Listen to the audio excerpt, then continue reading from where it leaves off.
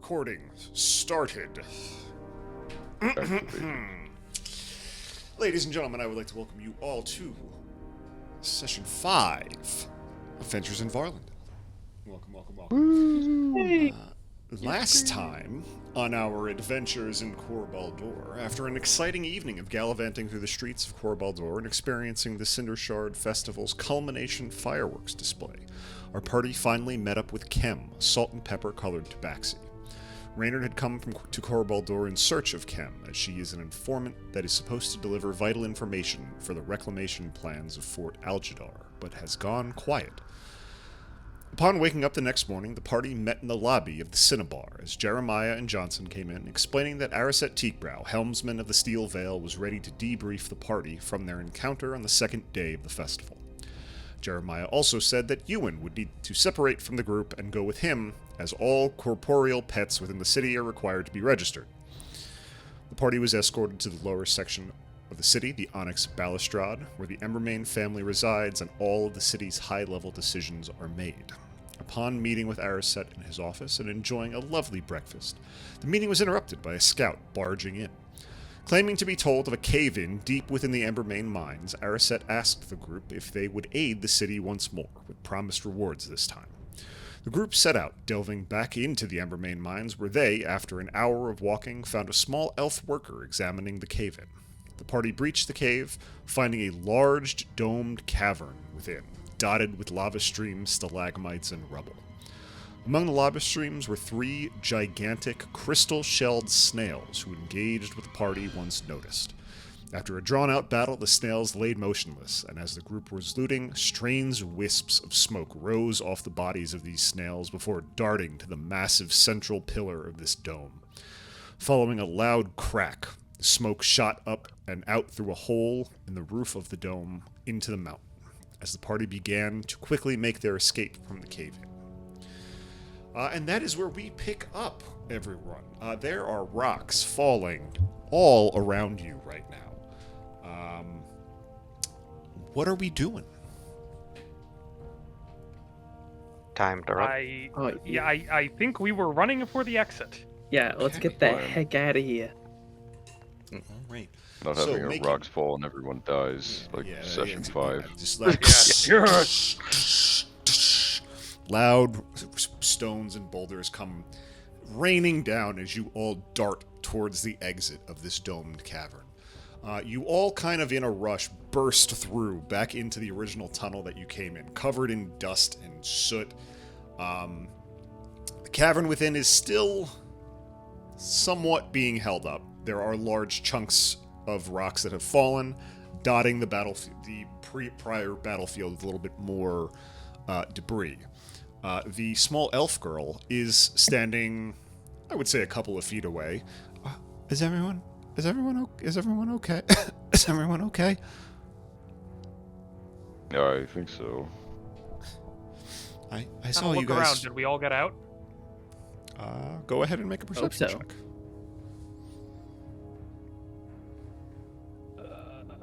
Character sheet.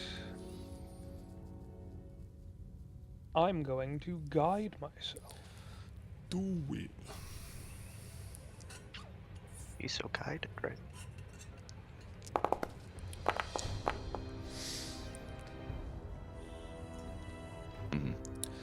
Reynard, you have a moment of panic as you do a head count, and you come up one short. But then you remember that Ewan is not with you. Right. Everyone, come this way. Let's get away from this. I'll inform the guards that this needs to be secured and reinforced. This is going to be a long walk. So, what did you guys fight in there? What happened? Snails. Are you familiar with creatures like this? And I'm checking to make sure. Yeah, I do have one of the tiny frost snails in a vial, and I will show that to her. She grabs it from your hands and goes, "Oh, gem snails. Oh, they're not uncommon.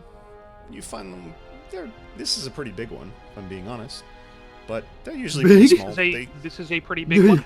Yeah, this is a pretty big one. They're normally maybe like the half the length of like a feather, like a normal feather. Like they eat crystal deposits. They eat mineral deposits. They're kind of an invasive species. They're also kind of used to find minerals by some of the miners. They're So, I have always you found them to be ever cute. have you ever heard of them growing to significantly larger sizes? Say, I don't know, The 5 size of a times, house. 6 times the size of a person. Oh, no. There were 3 of them. Oh. What were they doing? Trying to eat us. Set us on fire. Crystals. It seems odd. They're not hostile. And she I goes, wish may you I? would have Pretty told fucking them that. hostile to me. She's holding the vial. She goes, may I? What? Open it? Yeah. Can I? Sure. She just uncorks the top of it and pulls a snail out and just resting on her palm. And it's like, you can kind of see like a frost trail kind of like just slowly icing out as she's like holding it in her hand. And she's just like, tickles. Yeah, they don't really do. I always found them cute. Like I said, the miners, whenever they would find them, they would know that at least some sort of mineral was nearby. But they don't really do much else. The crystals on their back aren't real crystals. They're just like opaque rock almost. It's not like they like attack you or anything. They don't spit. They tend to leave behind a trail of whatever element they represent sometimes. This one's obviously a little cold. And she just slides it back in the jar, corks it, and hands it back to you. Just dusts off the frost on her hands. I return that to my pack and kind of motion back towards the room and say, so they were shooting something at us, and upon eating some of the gems, I think, they were exploding with energy. That's concerning. No, I've never heard of anything like that. Well, then it sounds like we have something to report. Yeah, it does. Can you not mention that I was here? Why? I'm not supposed to be down on level 6 of the mines. I'm a level 4 worker. I just came down because I have a friend that works on level 6, but I couldn't find her. You know where I she was don't- supposed to be? Was she supposed to be in that room? None of us have ever seen that room before. But like that's new. We haven't been in there. But I don't know if she got out when it first happened. I just kind of came down. There's a couple of ways up from down here. I hope she's all right. Can you tell us your friend's name? It would be Killin. Qilin. Would I just be able to maybe do like an insight check here and just kind of try to gauge, like, is she making this story up? Is that really why she's down here? Go ahead. Roll an insight check.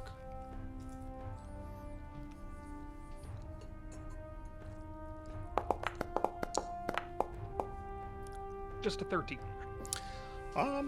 With a 13, you have no reason not to believe her.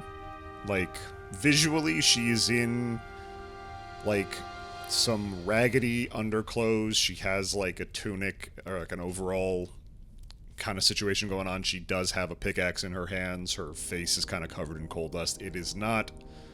She's not out of place for a miner in a mine. but outside of that, you can't really tell if she's lying about what floor she works on. What would be the consequences if somebody did find out that you were down here? Oh, we would get yelled at a lot. Again, this is the royal family's mine, and we have some strict assignments on what we can and cannot go. We get searched on the way out. We can't obviously take anything from the mines. It's just a secure place, or it was, I guess. I kind of look to my companions to see if anybody is thinking anything different here, but I think I say to her,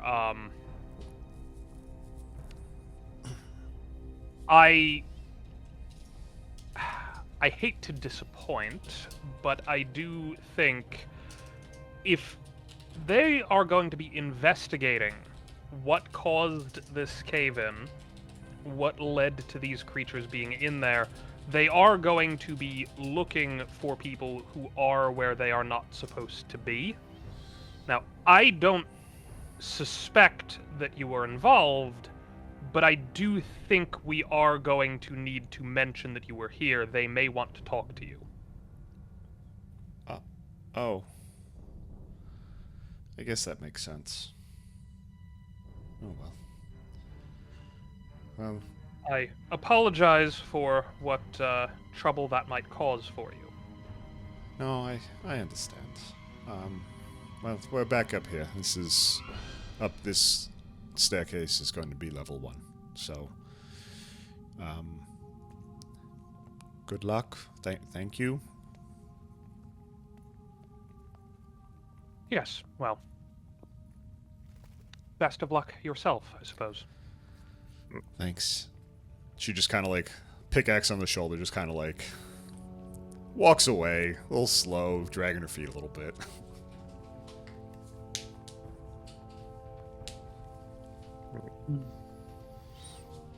Rainer, Yes. if it would be beneficial she did.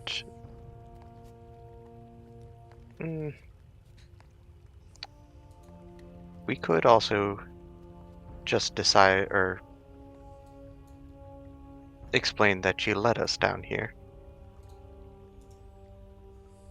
and showed us the way rather than say she was down here without permission. Or we could say that we found it via our magnificent tracking skills, and perhaps call in a favor from her later. There's something more to her, I think. Something I can't quite put my finger on. I suspect you may be right, but if...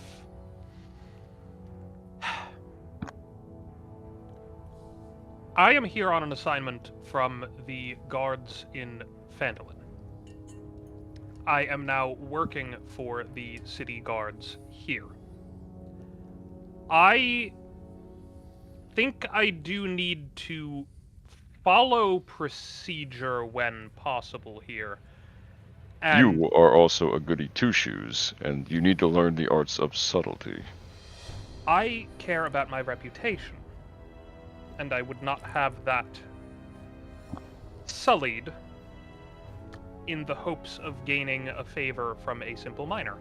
You have slain 3, not 1, not 2, 3 creatures who apparently should not exist, and you have protected this realm from said creatures. I think you have done your duty quite well, my friend.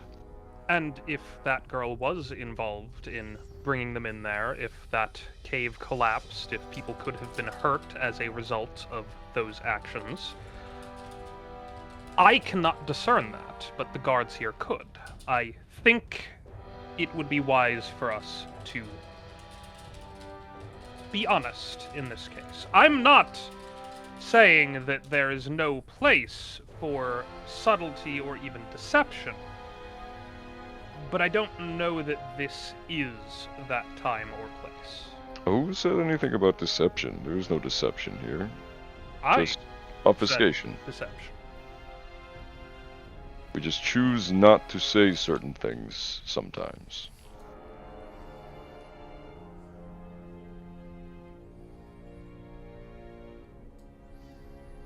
You know what? I Better will- idea. We have a whole group here. How about a vote? I was about I like to voting. suggest the same. I won't Oswald, God, if only about America this. was like that. I won't talk about this if the rest of the group thinks it would be more beneficial not to. But I do think there is merit to getting the city guard on our side. That is fair, but No cops. No god. I like him.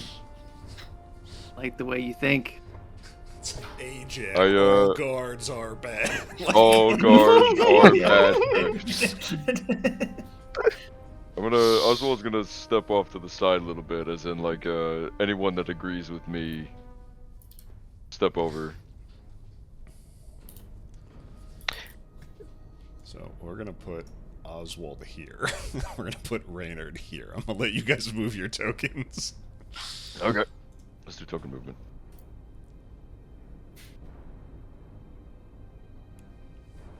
And sorry, what are the sides here that we're picking?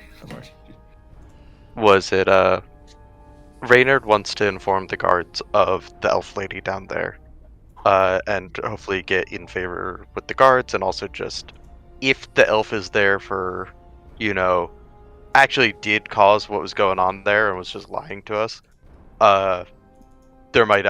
we might be like letting her go free, and like people who actually might have an idea of what's going on, will not be aware of what happened. But on the other hand, we might be able to just get a favor from her later, because it was a bit odd for her to be down there, though she said she was looking for a friend. And we could even still go back for this friend. Hey, that might appeal to You know your what? sense of duty, wizard. You know what? It's what my character would do. Yes. While Embrace the I roleplay, do, Mike. while I do think it's probably the better idea to report this and get some people on this. I am playing a criminal. Playing a criminal.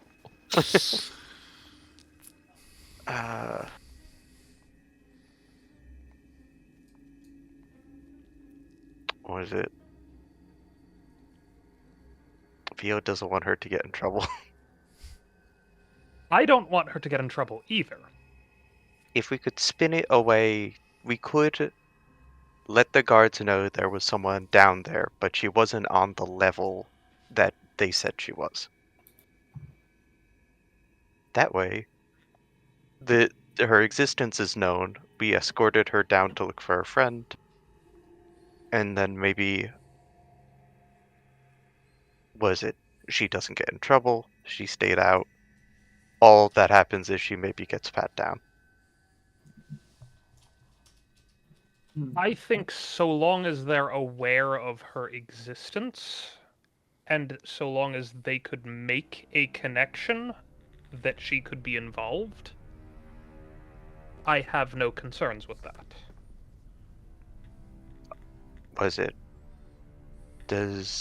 And looking to Oswald and everyone, does that seem good, or is your interest rather to keep her completely out of the guard sight? Oh, I want anonymity. Completely. I'm okay, we can describe the situation, but any mention of her will stay with us. Our little secret, eh? I do think... I would be with the Reynard, given that, but we're still outvoted, Reynard. suppose we There's are. one more. Oh wait, Uh, actually, He there's was one not more. involved Oh, in damn this. it. Shit. Was it? He's still filling out paperwork for his dragon. While this is happening, we're just going to jump Achoo! cut very quickly.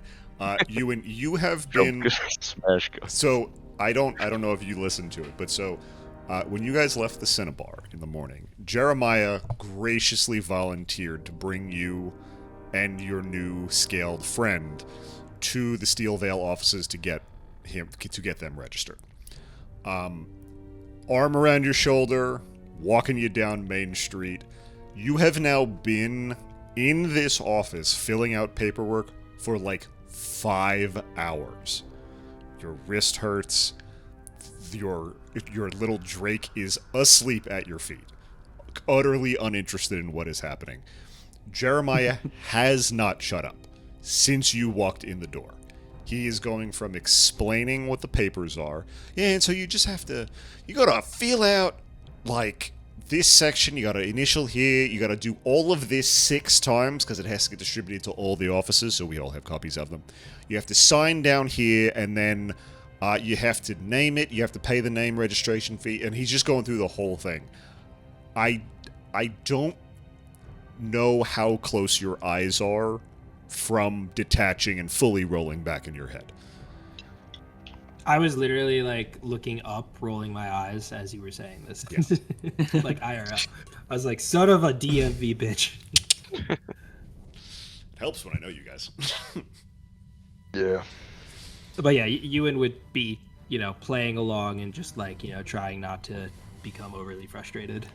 Oh, okay. Filling out all Well, the fucking paperwork. and so he's like, all right, well, if you finish that stack, and he puts it on what can only be described as a comically large stack of papers that you have filled out. He goes, I think that's it. What'd you name it? Did you name the little guy? Girl? What are you? Lizard? Their name... Frog?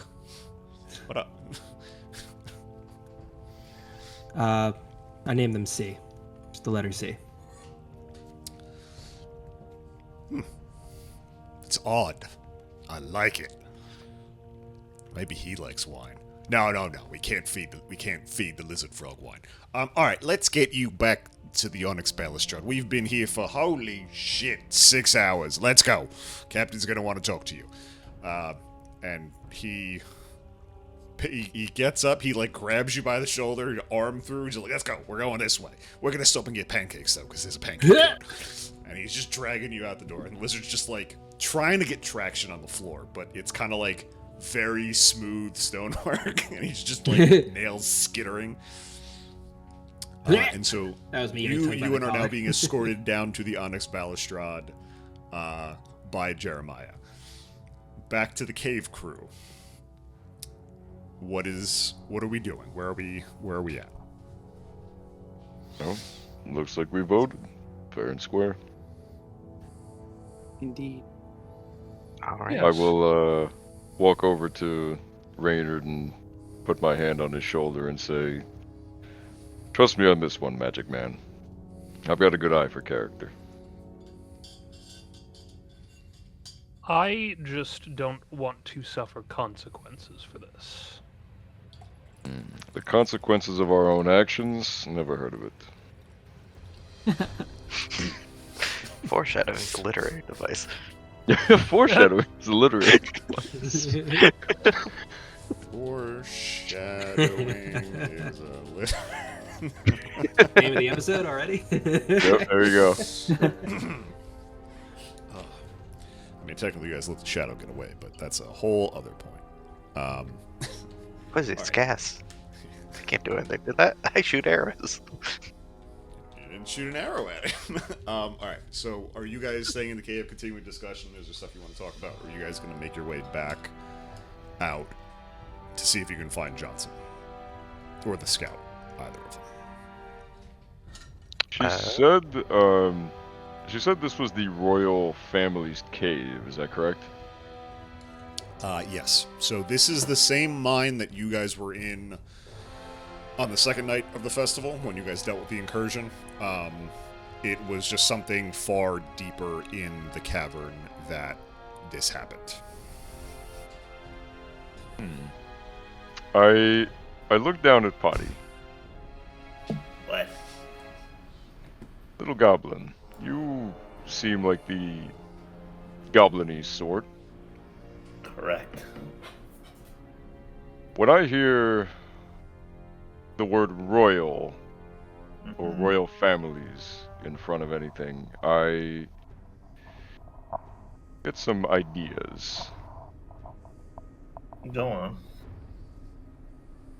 We've seen down to level 6, correct? What do That's you where we think are they now, keep right? on the lower levels? I couldn't tell you. You'd like to know. I'm a little curious. We could find out. You seem like you could pull off some goblin tricks, maybe? Let me pull out my bag of goblin tricks here. Yeah.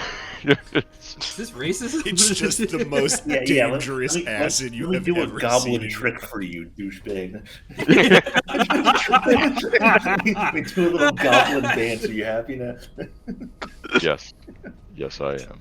Your people are known for. Yeah, what do you mean you people? Hold on a second. I'm just saying, maybe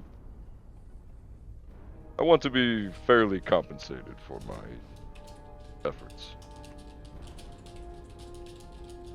I mean, I'm not against doing a little bit of exploring while we're down here. Mm-hmm. Anyone else?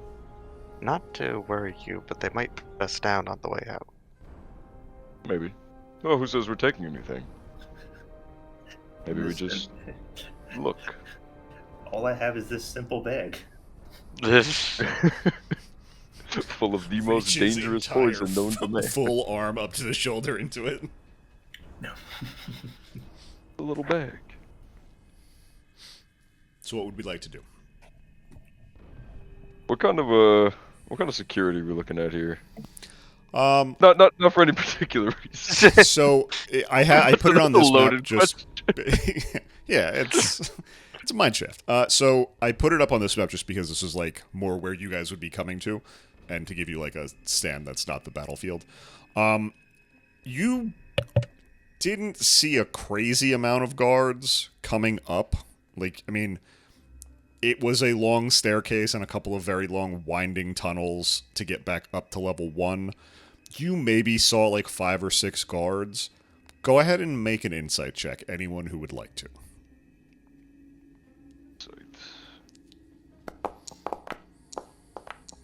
Average. You said insight? Yes. 10 is average. Oh, God.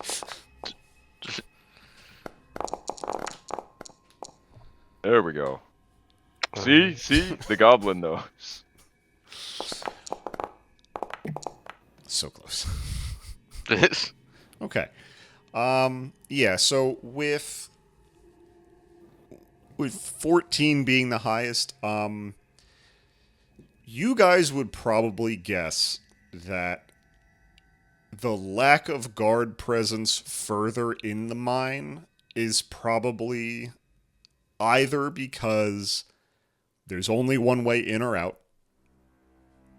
or when there's a cave-in in a very old, very intricate mine, there's probably evacuation orders. But you don't really know which is which. You can kind of just assume it could be either of them. That it could be that a lot of the guards just came up and a lot are waiting outside, or that this is the royal mine.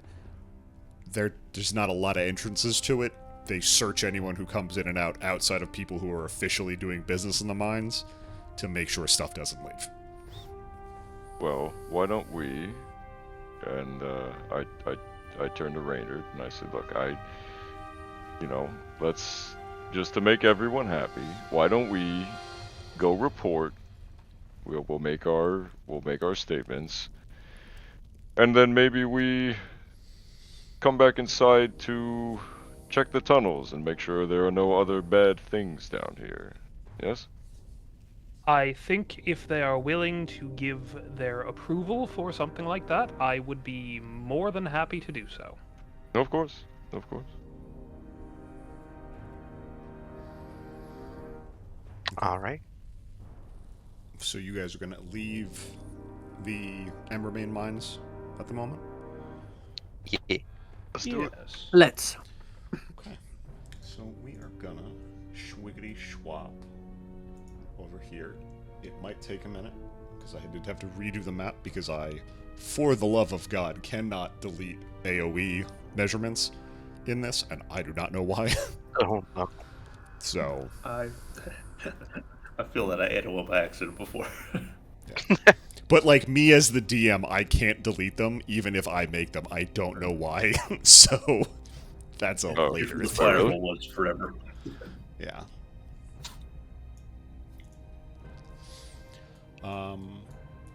And Are then you let me- making them, like, on the DM layer, or... say it again? Are you making the AoEs, like, are you making them on the DM layer? Or, like, is it tagged to another character that isn't a I DM? don't really think this deals with a lot of DM layer stuff, because I'm not doing, like, Fog of War or anything. I think there's just some stuff that's finicky in Foundry, and for whatever reason, like, I think if you go into the measurement tool and you hover over the center point of what you're measuring and hit backspace or delete, it should delete it. But I, as the DM, should be able to delete anything, and I cannot delete those. Like, there's no options, there's no tokens, there's no, like, level for me to select them on. So I'm just like, I got nothing. Alright, let me put you and you're not there yet. Kale, Oswaldicus, Potty, Raynard, Vio, and Valor. Jordan, can you see the screen that we're on right now, or no? Or is it just black? I can see. It's like the entrance to where we Correct. first did our first fight. Okay, so you can see it, so you're good. I just didn't know if you needed a token on there for it. Alright, we're gonna wait 2 seconds because Ryan backed out. Or he BRB'd. Oh, no, I'm here. Sounds good. No, Ryan. Oh. Brian. Brian. I confuse those a lot, dude. Anytime anyone's talking to my nephew, I'm like turning my head. Yeah, that's fair. It happens. I feel that. My name rhymes with like.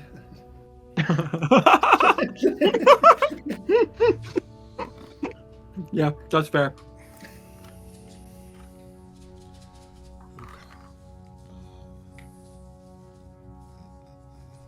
Yeah, we'll just wait for... Alright, Ryan, you're back? You're good? I'm sorry. Had to use bathroom. No, you were good. You've been talking to him the whole time. No, it's more just plot that I needed. I needed Ryan here specifically.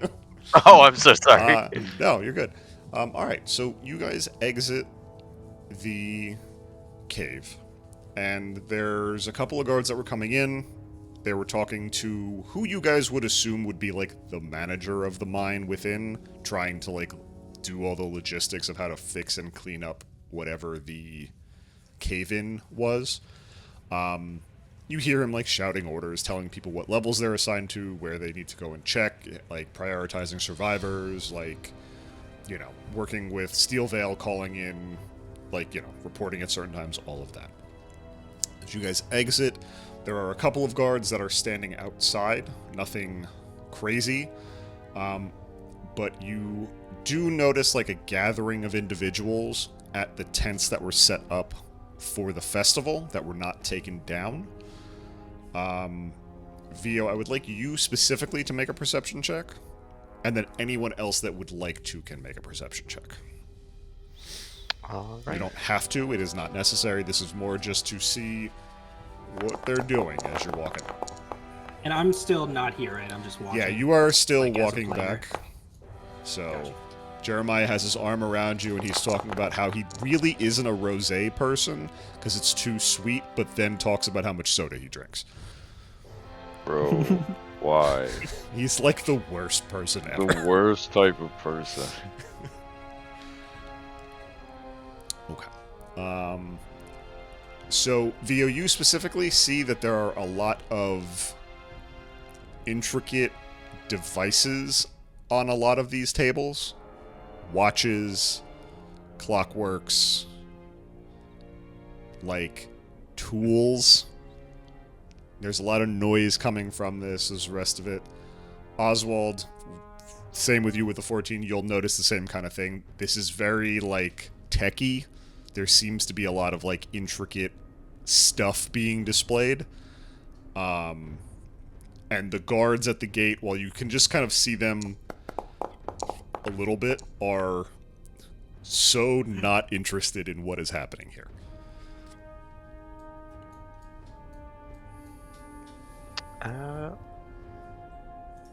Was it? I think Vio would start trying to make his way, or their way over there. And they would just say, if you could excuse me for a little bit, I'm a bit interested to see what's going on out there. And I'm going to put this dwarf here. That's the scout that dropped you off here. So you will see him waiting for you at the cart that he dropped, that he came with.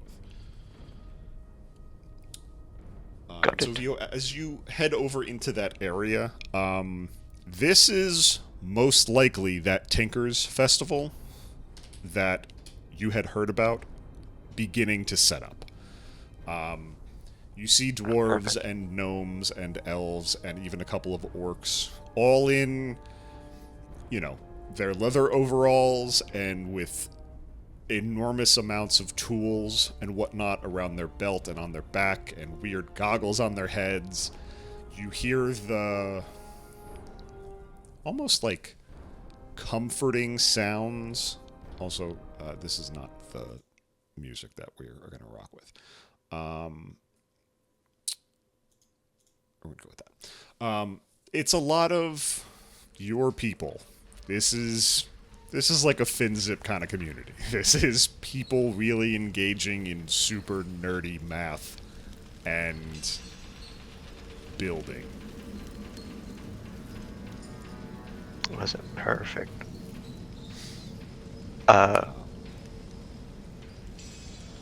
Was it? Yeah, I think Vio would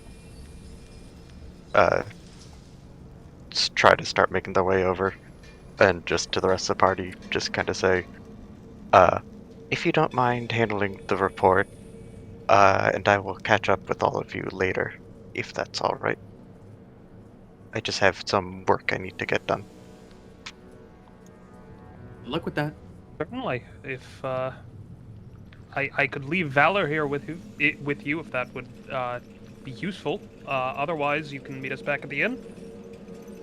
Was it? If you... He'll take a second to pause and just think. Yes, I believe I could just... If you want to leave Valor, I can certainly take them. Otherwise, I will meet you back at the inn. I will just kind of give Valor a nod to stay with Vio, and say, if at any point you don't want her here, this is in no way meant to, intrude on your privacy, just to make sure nothing happens. I think, well, as far as I can tell, if something happens to her, I will know even if she's far away. Understood. Could just help me to know if something happens to you. Was it having a second pair of eyes is a good thing, or always going to be a good thing, I've learned. Yes, well, best of luck then, and I leave Valor with Vio. This is going to be Alright. the accurate size representation of the size of Valor to the size of Vio. Excellent.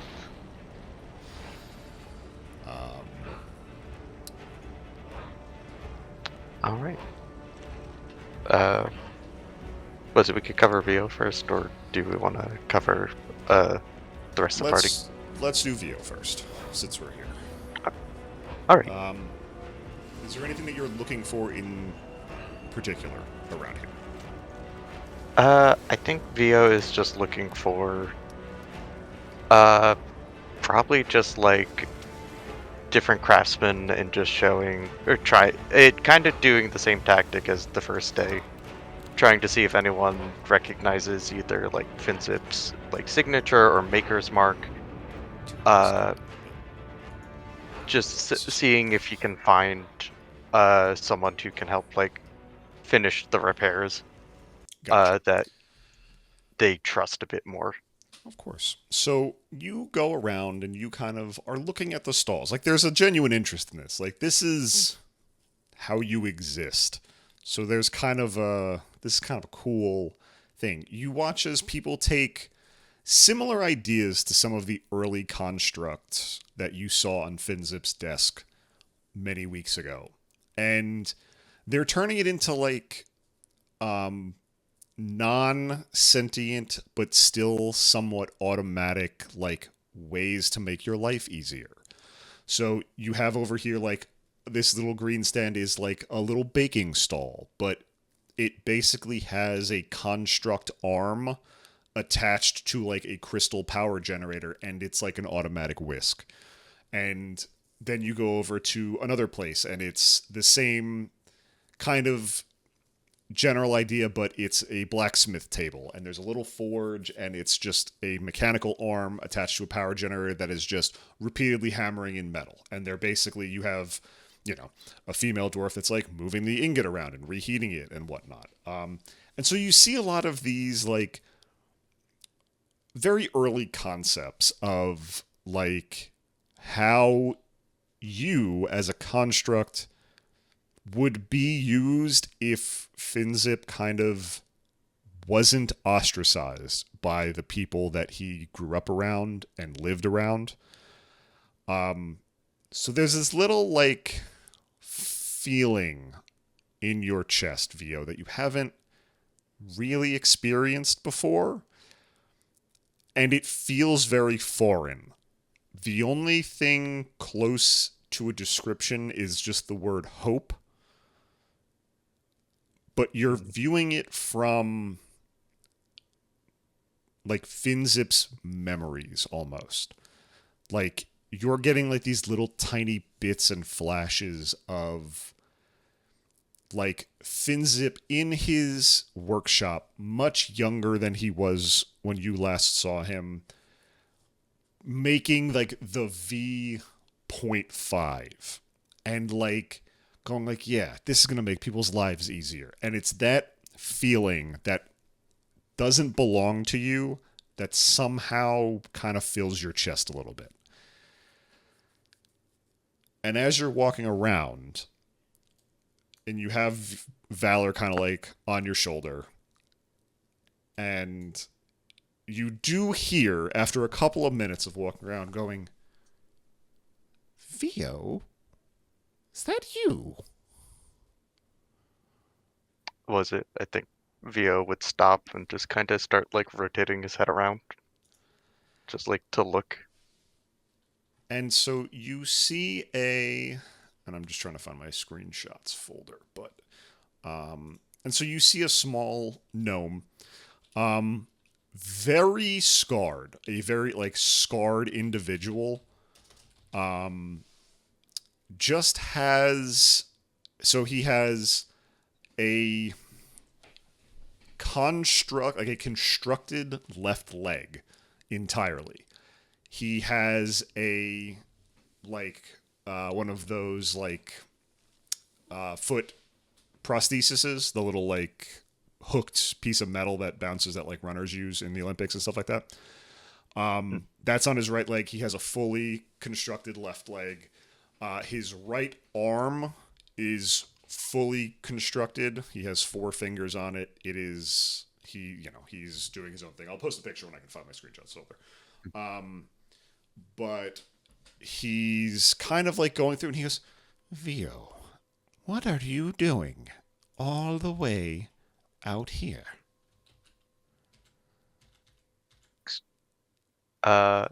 Vio, does Vio recognize this person at all? Go ahead and make a history check. And that is what this individual looks like. Got it.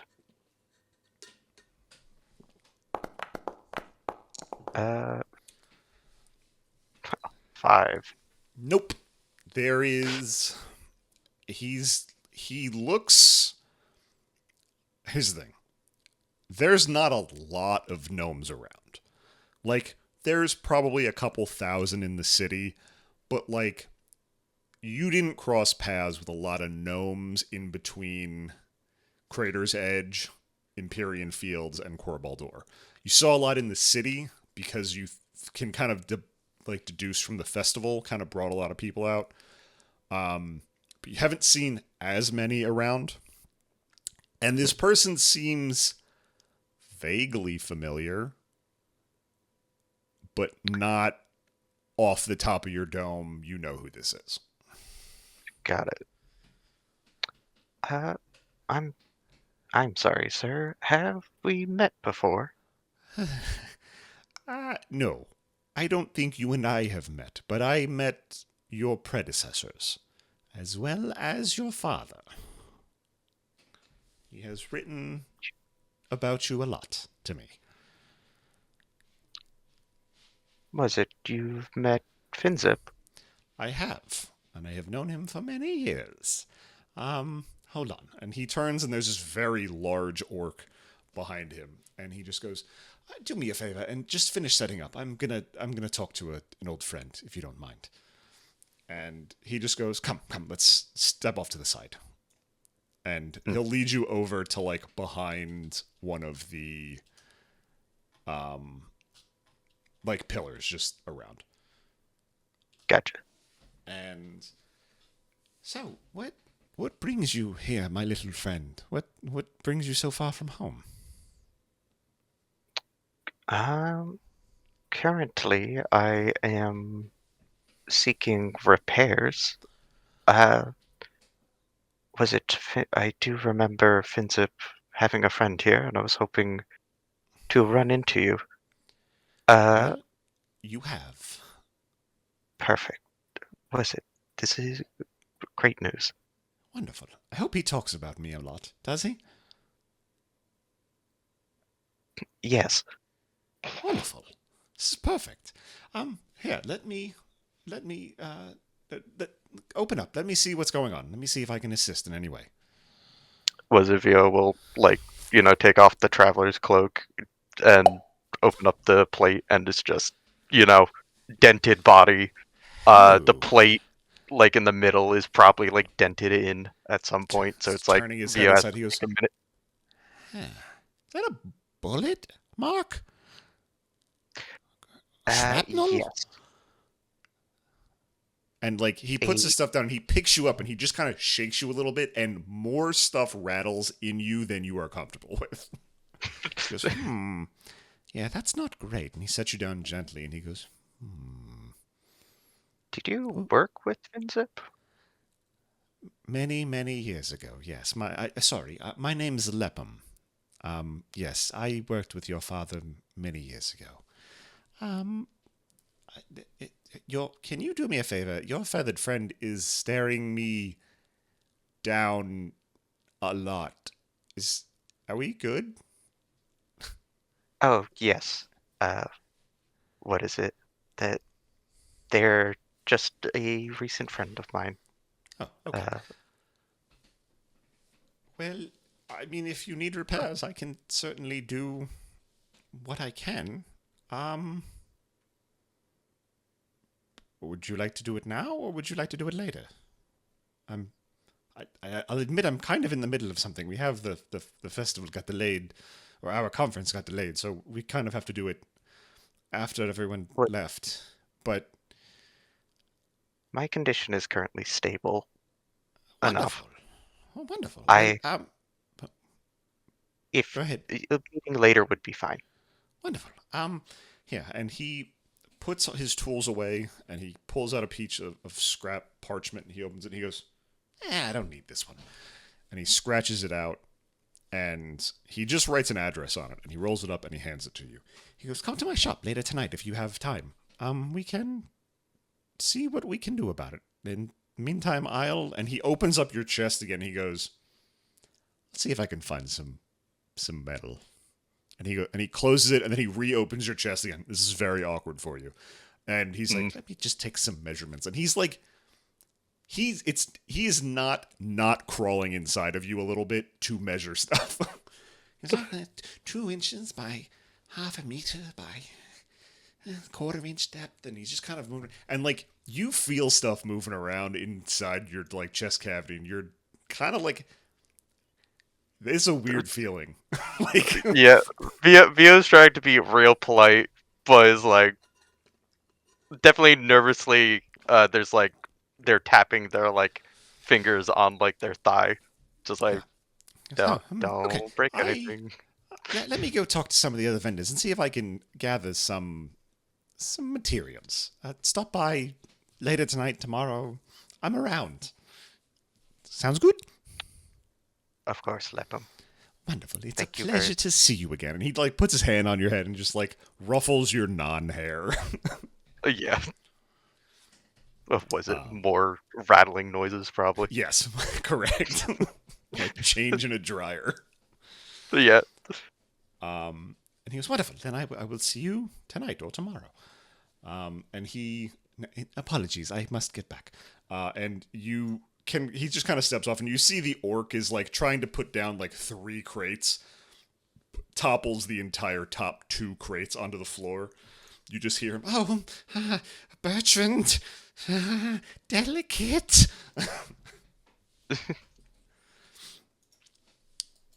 Was it alright? Was it after that? Vio will close their, chest cavity, like, plate, put the traveler's cloak back on, and make their way back to the party. Okay. Or if the party's still around, otherwise, I would back say to that they are loading up into the cart. This was probably a 10 or 15 minute conversation, and some of the non-strategic discussions of the group were happening in the background while this was happening. Okay.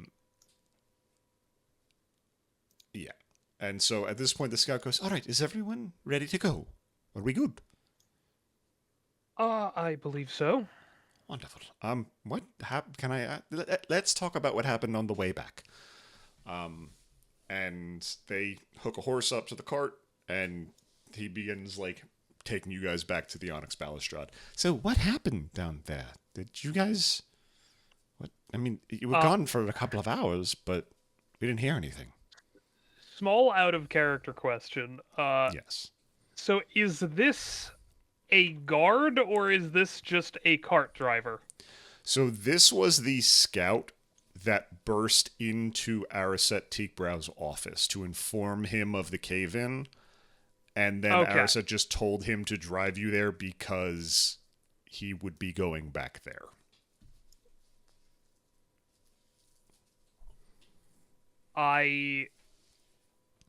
I guess I kind of glance to my companions to see if they want to spin this a particular way. Yeah, it's your report, man. Just remember the deal. Yeah, the deal. Yes, well, Devils on the shoulder. I love how Brian's character is just going to become like the minions in. Yeah. We're gonna steal the moon. Yeah, we're gonna steal the moon. It's like, all right, calm. I glance at Oswald. I glance at the you said scout? Yeah, he's part of the Steel Veil. He's your cart driver at the moment. Well, we encountered a number of fairly large snails. I believe they were gem snails, I think was the name we were given. Oh yeah, the little ones, right? Yes, I take out the vial that I have. Things like this. Yeah, the big ones. So imagine like 5 or 6 times the size of a person. No, thank you. How many were there? 3 of them. Oh, All That's- different colors and exploding. hmm. And luckily nobody seemed to be in that cave at the time. I'm not sure if it was a newly opened cave or what. I don't think we got concrete information in that regard. And otherwise, I suppose we can give a full report to the captain when we arrive. Gigantic snails. Yes. As he kind of says that to himself, he does whip the horses a little bit harder to go a little bit faster. And so he kind of stops asking questions at that point, not wanting to know anything else about what it is you guys dealt with. And so you guys will pull into the Onyx Balustrade right as you guys can see Jeremiah and Ewan turning the corner.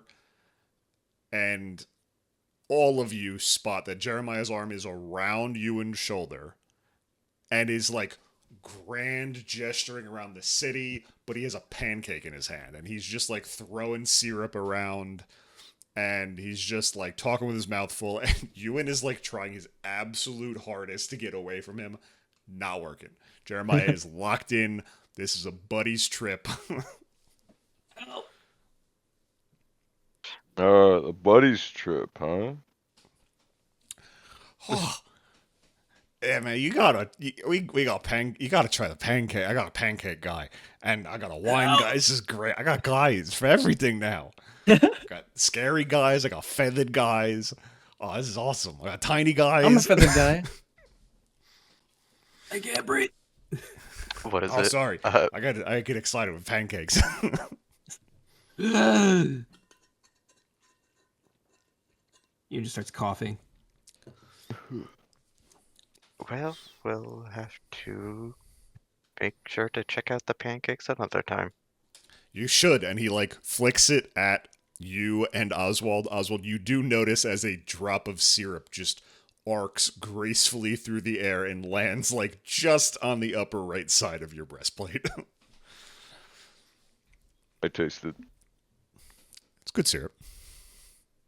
delicious. And he's like, yeah, so you guys have another meeting, right? And then he's just like gnawing on you. So you guys I'll be out here. I'll wait for Johnson. I think Johnson's up here. Yeah, I'll wait for Johnson down here and we'll take it back. Okay? Just chewing, mouthful, crumbs coming out. Just a disgusting human being. Sounds good. And so you guys are brought back up into the Onyx Balustrade. For you, Jordan, just the quick description. This is the obsidian castle that exists at the lowest point of the city. This is the stuff you would have kind of generally heard around the city, is that this is where the ruling family lives, and all of the commissioners in the city make the decisions in. For a visual reference, my food is here. I have to run and go get it from the door. I'm so sorry. do it. Get that We're food. gonna wait to make him feel bad. What is it? He doesn't know we're waiting. Yeah. So you guys go upstairs and you enter into Ariset's office, and he's just like, "Oh, thank you. Everyone's back. I didn't hear back from anyone, so I assumed it was still happening. Sit down, everyone. Sit at the table. I will get food brought in. So tell me, what happened? What was this cave in?" Well, did you want to cover this, Vio? If you don't want to, I can cover it. I am back. I could go either way, whichever the group would prefer.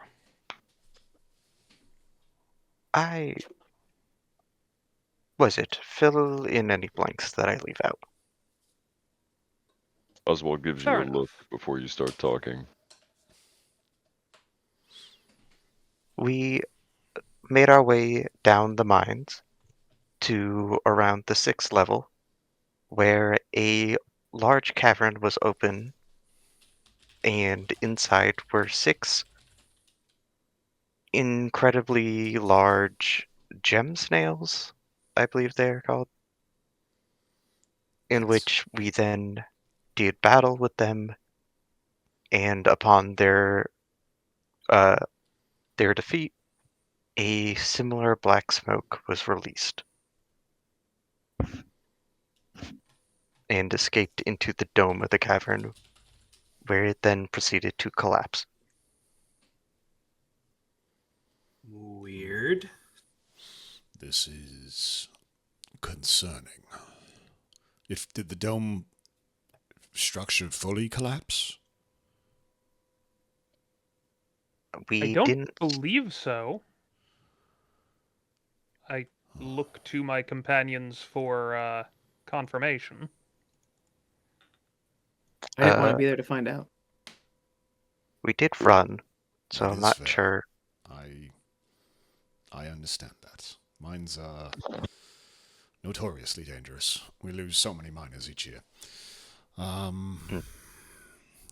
Gem snails, the little tiny things, right? Huge, huge, Huge. enormous. And Like he's like trying to 6 big or fish 7 the times the story. Like, size give of a me- We're gonna person. need a few more arms. Oh. Oh. Was it 6. Go ahead. definitely larger than a cart or 2 stacked on top of each other? His eye starts twitching just a little bit. One moment. And he gets up and he walks to the door and he opens it and he just goes, "Catherine, get in here!"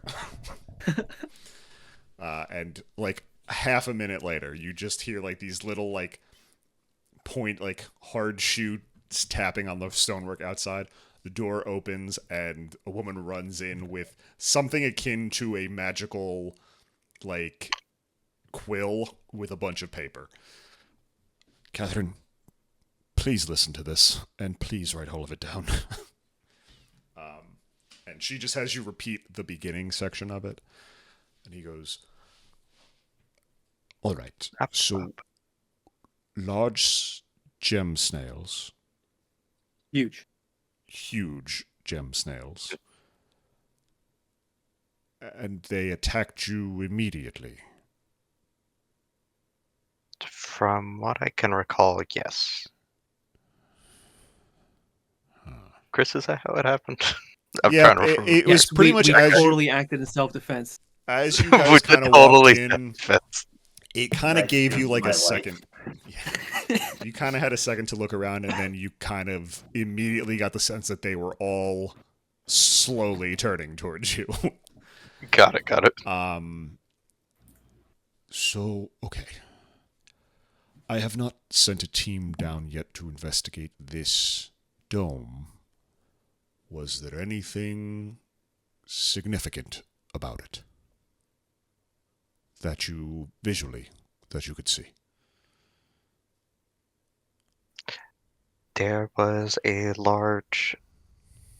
large tower in the middle, correct? Like from It was like a stalagmite. very large stalactite or stalagmite that basically it didn't reach the full ceiling, but it did rest underneath a hole at the top of the dome. Got it. But yeah, definitely the largest stalagmite type structure around within the dome. There were other things that kind of like were holding it up at different points, but that one reached nearly the roof. So immensely large stalagmite at the middle of the room. And there are also many crystals scattered throughout the room. A large gathering of them, which the snails seem to be going for to consume. That's not uncommon. Gem snails Yeah. do tend to congregate near large mineral deposits. Now, I'm going to ask you this, and I'm going to trust you just in this moment. They weren't cinder shards, correct? Sir, I don't believe I would know if they're Dis- cinder shards or not. Describe them for us, if you could. I can do one better. And he goes over, and, like, part of his office is, like, a collection place. Like, it's just a collection of stuff. And so he opens this little case on the desk behind his, on, like, the, like, armoire behind his desk. And he holds out this, like, just above palm-sized, like, blue-greenish crystal in his hands. He goes, "This is a cinder shard. This is what the mine, more or less, is known to have. And it looked like this." Chris, they were red, the crystals, right? They were They- indeed red. Okay. No, these ones were red. And did they eat them? Did they do anything? He just, like, gently places it back in. He closes it. He locks the thing back up. Did they eat it? Did they... They were consuming the crystals and then released a large burst of, I assume, arcane energy, or possibly just some other form of energy. His eyes kind of go wide. He goes, "That's not good." Okay. So we have... Out of curiosity, why? Well, we don't have any records of crystals that empower creatures to release elemental bursts. Well, we did. Well, no, we grabbed some of the crystals from the backs of the snails, not from the cave. No, I grabbed a small vial or a small bit of the crystals. Oh, did you? I did. What is it? Perfect. I believe Kale helped me with that. Or This with the body. is very good to hear. May I see it? Was it? Feel free. And Vio will And you slide got it a over. pretty large crystal. You got, I don't know, like half of like a Chaos Emerald sized crystal. Like, it's a big gem, but not huge. And he just kind of picks it up very gently and he goes, "Well, this is something new and probably very dangerous." And he's like, "I wonder how hard it is." And he goes to, like, almost bang it on the table. Well, What's I the matter? believe that might not be a good idea. Oh. Just from a crystal that released that amount of energy, as well as when extracting it, it seemed a bit volatile. He kind of examines it closely. He goes, "I don't really have an eye for these things. I kind of..." And he's just kind of holding it. He goes, "All right. May I keep this? I'm keeping this. It's my mine. Sorry." And he puts it on, like, a pillow that's on his desk. He goes, "I'm going to have our elves in the lab downstairs test that. And we're going to see if we can collect any more. Was there anything else other than huge," looking at Kale, "gem snails, a large stalagmite, and what could be a highly explosive new mineral in this cave?" There was the smoke, which proceeded to escape again. The smoke. And he kind of leans Similar- back in his chair. And he's, like, stroking his beard. "Is this the same type of smoke that we noticed On the from- attack the previous day, yes. from the kobolds?" Oh my gosh, you're right. Yes. Did Were the snail's eyes smoky in the same way? Uh, I don't looking up. think we got a good look at their eyes, unfortunately. They were too busy shooting laser beams at us. That's Yes. a From fair- their Would I, eyes, would I I would I believe. would I have noticed that, like striking it up close? I remember I kind Ah. of went for the eyes. Go Was it- ahead and go I ahead, make a didn't history have- check. Go ahead, Vio. What are you gonna say? I was just looking at my notes, and the smoke started slow, and then the smoke shot violently out of the bodies. So it wasn't present from the get-go? Or that, Kale that with we a could see? 23, along with what Vio remembered, the eyes did not seem to smoke much, but Kale with a 23, you would note that the eyes that you saw seemed very, like, cloudy, as if it was blind. Like, as Hmm. if the snail, like, just had its vision removed, Mm-mm. or something like that. Did you say Yeah. laser beams? Hmm. Yes. Yes. It was quite an ordeal. Laser beams. All right. Oh, So, what? let me, just for the moment, paint a full picture here. He looks at Kale. Huge crystal snails. And he looks at Vio. That shot eye lasers at you the moment you entered. After you fought them and noticed that they were going after what could be a new, more volatile, more dangerous crystal, that they then, once killed, emitted the same kind of smoke as our kobold friend did, that then sapped into the center pillar, cracked it, and escaped through a hole in the roof. When That you, does sound correct. Yes. yeah, when you put it that way, that does not sound very good. So he just kind of, he puts his hands in front of his face for a second. He just goes, and he pinches the bridge of his nose, just goes, I have been doing this job for 130 years. Never once has someone told me that the city was under attack by snails. I'm going to be entirely honest with all of you. The only reason that I am choosing to believe you in this endeavor is because of the work you did the other day. If you would like to go back down to that cave and mine into that room, it did collapse, but I'm sure if you were to tunnel in there, you would find them. Oh, we will.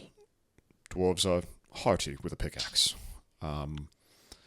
We need to secure the lower levels of the mine first before we send teams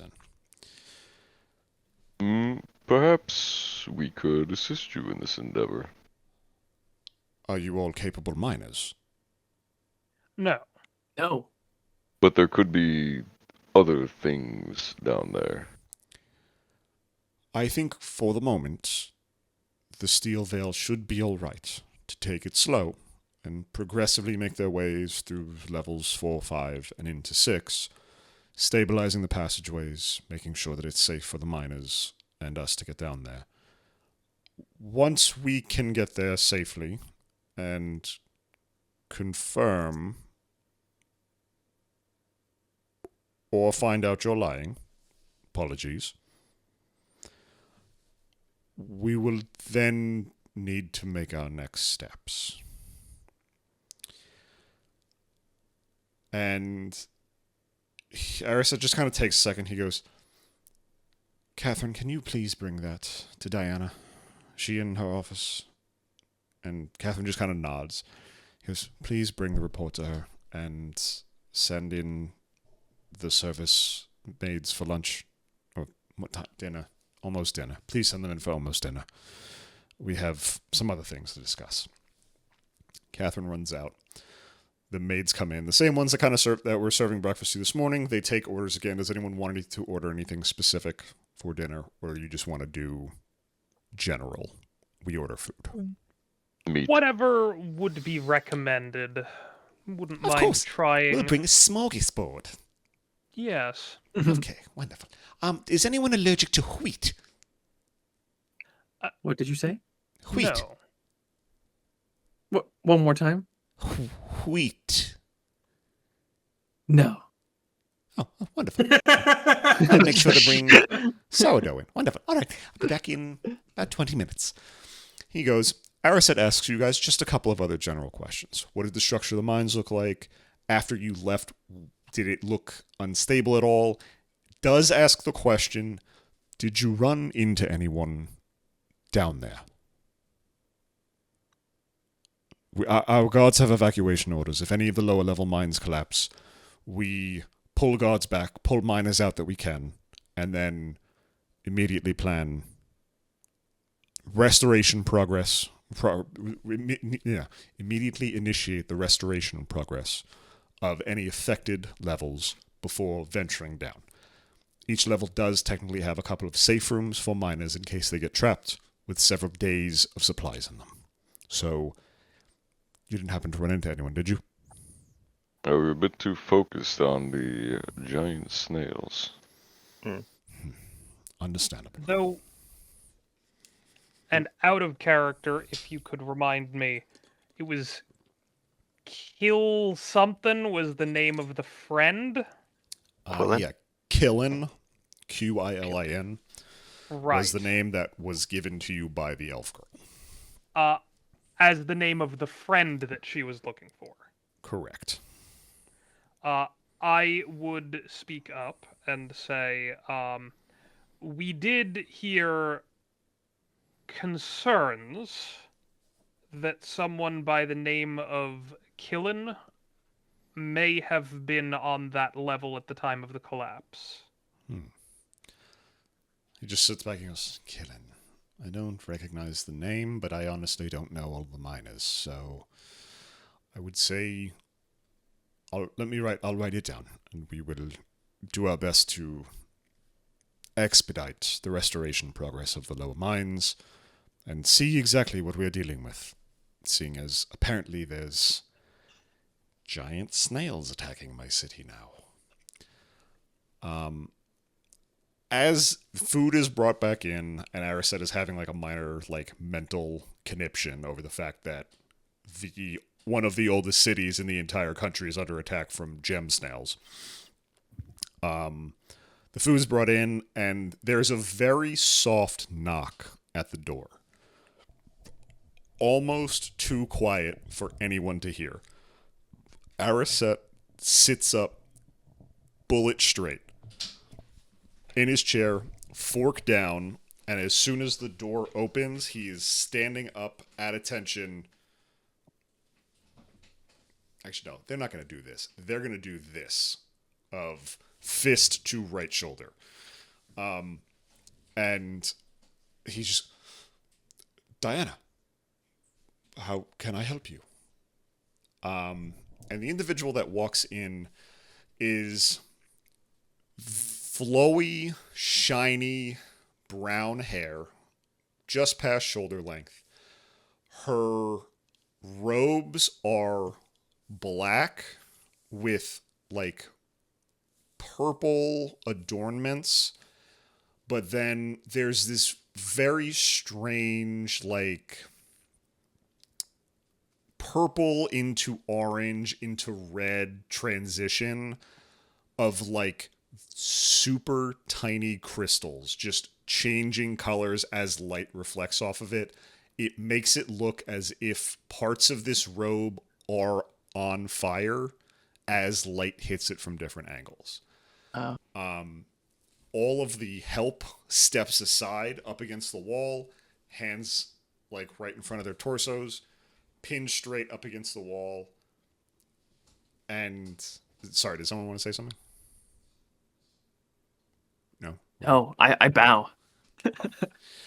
And so she comes in and she has her hands they're long armed for the robes with very wide wrist openings. She has her hands together and you don't see her hands, they're just covered with robes. She comes in very soft spoken. She goes, "Please, everyone at ease. Thank you so much for allowing me to interrupt what looks like an absolutely fantastic meal.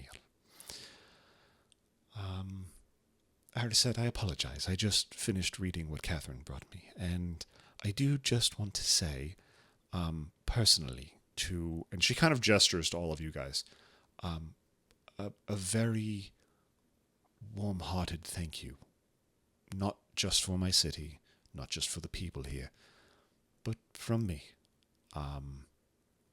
We are taking this very seriously, and I apologize that we have needed to call on you twice now, in such a short amount of time. If there is anything that we can do, please let us know, and we will do our best to try and accommodate.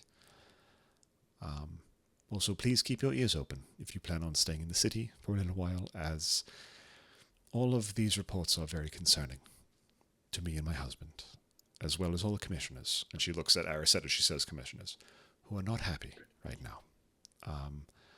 I will do my best to keep them calm and quell them for the time being, as we figure out exactly what is happening. But I don't think I need to state the importance of needing to keep the people of the city safe, as well as keeping them confident that we can keep them safe. Yes? And Arisette's like, nervous. You guys can kind of see Sweater goes, absolutely, ma'am. Top priority, keeping the people safe. Wonderful. I would love to let you all get back to lunch. Arisette, I will talk to you later. Everyone, again, from the bottom of my heart, from the Embermane family, thank you so much for your service to the city.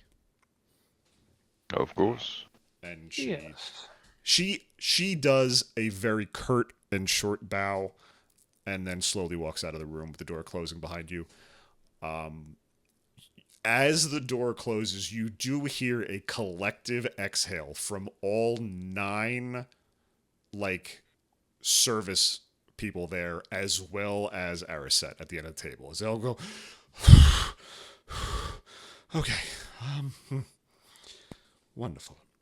So, Sorry. yeah, yes, what's up? Sorry.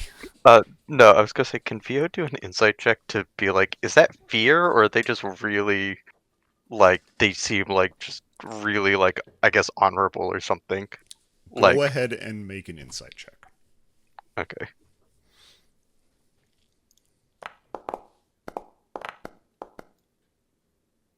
Okay. That's a 10.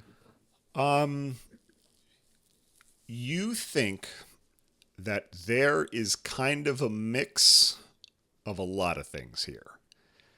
There is very clearly respect for position.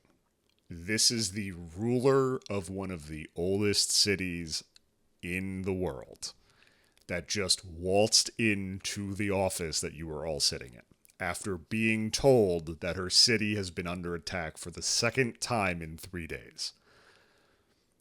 So there is probably some level of general concern, some level of figure it out, as well as just everyone going, holy shit, the queen just walked in. Got it. Unexpectedly. That's kind of what you can pull with a 10. You don't really know for sure.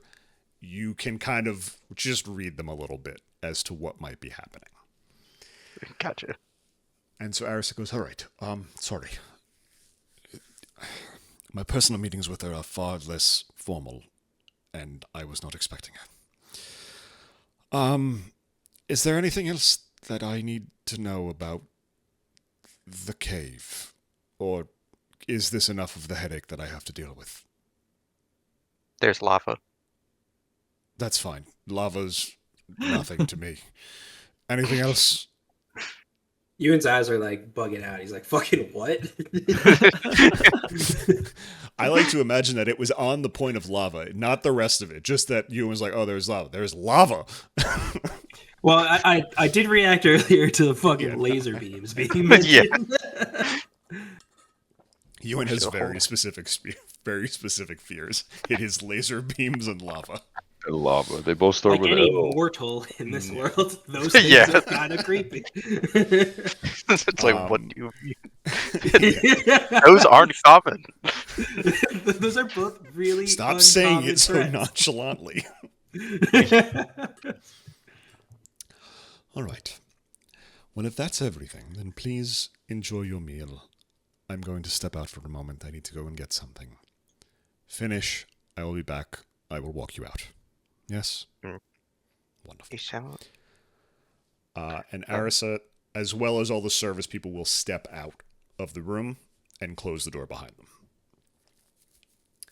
Is there anything you guys want to talk about in the room now that you're alone? Are we alone? Lava? Sweep the room. Vio, sweep the room for bugs. Was it Vio will stand up and, like, look around? Sure.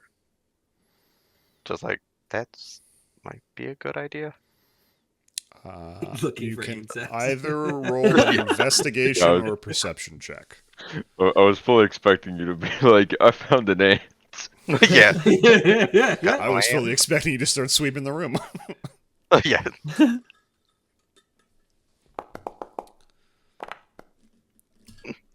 Okay. 17. You look There's a around. spider in this corner. There is a spider in that corner. But this seems to be the personal office of a very high-ranking official. You find a lot of very cool curios and items that, you know, there are a couple of taxidermied heads of, you know, very large creatures. There are... His full armor set is in the corner. There are glass cases with different weapons in it. There's a bunch of paperwork on his desk. There's a bunch of little tiny chests on the armoire behind it. There's nothing that stands out to you in this moment as, oh, this could be a listening device. Yeah, and that's kind of what you get with the 17. Was it besides the bug? There doesn't seem to be anything of note in here. Well, If what do we think about long-term employment? I can't stay here forever, I have places to be. Yes, I'm not planning to stay here long term. Well, how about short-term employment then? Royal families always have money. Ooh, true. I could use some help. That would be good. If we, on that note of if we're working with them, Kale, you did gather a lot of crystals from the snail. If you're willing to maybe part with one of them, just to show the size of the snail, it might at least confirm that if something did go wrong with their investigation, that we did find a rather large... whatever we gathered this from was quite large indeed. But then Not- I'd have to part with one. Was it? That is... It is up to you. They're so cool. They are. And this one keeps me nice and cold when it's hot. Was it? I definitely do not recommend telling him you have all of your crystals. But Just strap to different parts of your body.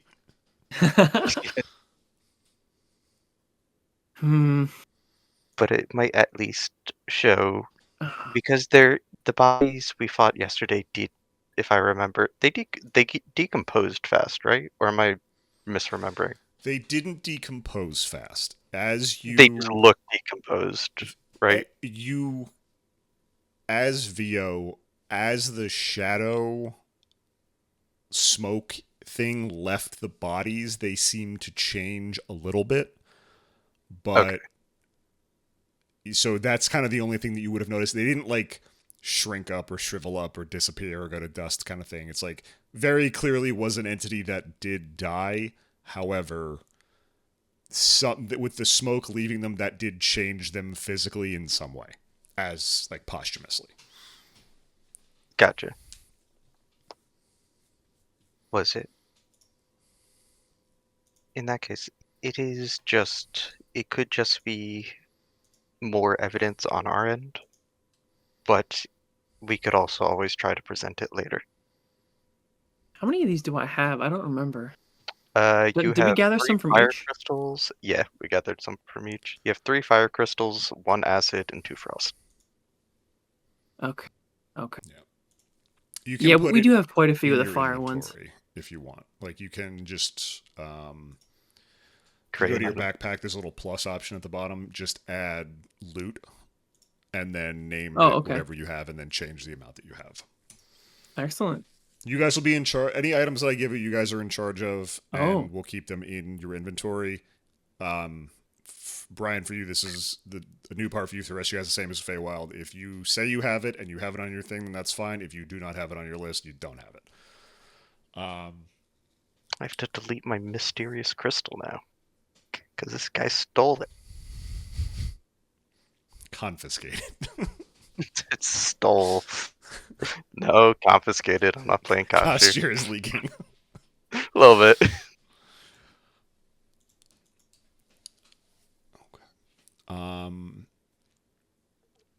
So, is there anything else you guys want to talk about? I don't want to interrupt mid conversation you guys were having. It's up to Kale if they Yeah. want to present that. But other than that, Vio doesn't really have much.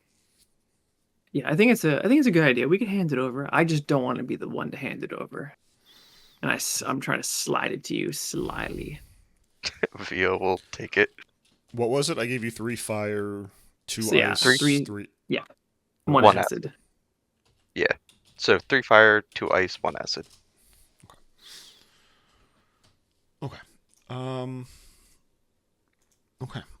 So, as you guys are having this discussion, Iraset's gone for probably about 10 minutes before his door opens up again, and he walks in with a little chest that he's carrying in both hands. He goes, "Apologies, I had to go down to the treasury to get this." And he kind of steps up to the head of the table as everyone's around it, and he sets this chest down on the table in front of you. And it's gorgeous. It is like dark redwood with very intricate carving on the wood itself.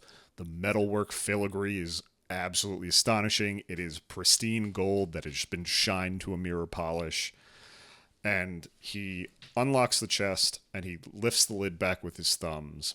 And he goes, "Diana has asked me to give you this as a thank you for what you have done over the last 48 hours for the city. And to show that we are not just empty promises.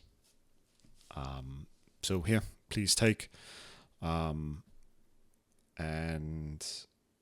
yeah, if there's anything else that any of you come up with over the next couple of days, or if you hear anything that we should know about, please do inform us. I will let you keep the communication stone if you need to contact me with anything urgent. Please do so." Captain Indeed. Arset, we do Yes. have one other thing we'd like to present. Of course. We were able to harvest a snail before the dome began collapsing, just to give a size of the crystals on those snails. This is what we managed to gather, and Vio will put out a crystal, or the fire crystal. Holy shit. Well, Indeed. Kale? Well, he wouldn't know your name. You were not kidding about huge.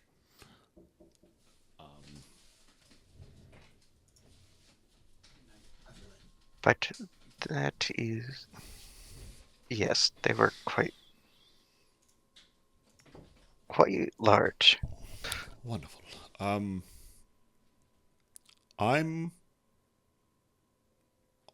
I don't need to keep that, but some of our scientists may wish to see that later. So maybe there might be another stop back in the Balustrade for your group. Do you have a name? Do I call you something? Or just Frankly, I don't think we're well established enough to name our Mhm. collective? Perfectly fine. Let's keep those safe, and if I need them, I will let you know. If you find anything else, you let us know. If my scientists would like to see it, which they probably will, we'll get in contact. Is that all right? Yes. Yes. Wonderful. And so he puts the chest over towards you guys, and he also pulls out a scroll that's all rolled up, and he goes, "Anyone particularly in charge, or just the nearest individual with you guys?" I can take it, I suppose. Here you go. That is specifically from Diana. The rest of it was kind of from the coffers as a thank you. That is the deed to an apartment up in the Cobble Leaks, a couple of blocks Ah. away from the library. I can't imagine staying at an inn is the most convenient thing, so one of Diana's safe houses has been forfeited as a thank you. Please feel free to use it as needed. Yes. Keys should be inside once you arrive. Wonderful.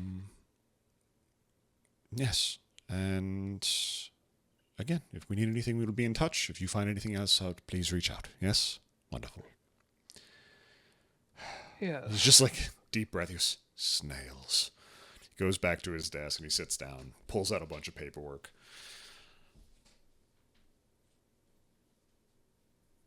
And he goes, all right, that's done. Sign that off. Sorry, I have to fill this out before I walk you out. Finishes, rolls up documents, puts them under his arm. He goes, all right, if everyone can follow me, I'll bring you back down to the courtyard, and we'll point you in the direction of the lift to take you back up to the Diamond Shine District. Yes? Perfect. Thank you. And so he starts walking you down, goes down a couple flights of stairs, stops on the second floor, hands all three of the scrolls that he was writing off to who you could only imagine is like an intern that's already carrying 80 scrolls, and walks you guys back out. And Johnson and Jeremiah are talking over by like the very large gate that opens to the courtyard. Jeremiah, arms wide up in the air, like, they're back. Very excited to see everyone. Johnson, very happy that he does not have to talk to Jeremiah that much longer.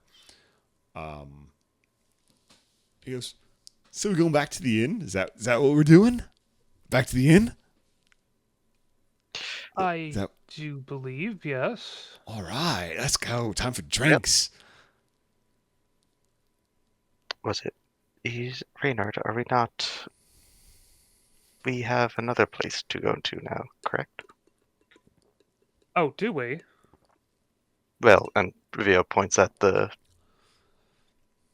scroll. Oh, yes, yes. No, you're right. Well, suppose we probably should stop by the inn just to pick up anything we may have left there, but, not to stay. Yes. All right, back to the inn. We're going to get drunk tonight, yeah? Looking right at you. Woo! Right? Sorry, looking right at who? Ewan. We're going to get drunk tonight, right? It sounds like, and then you would turn to the rest of the group. You guys it sounds like you guys went through a lot. Could you use a drink? I wouldn't mind one. Always. Phew.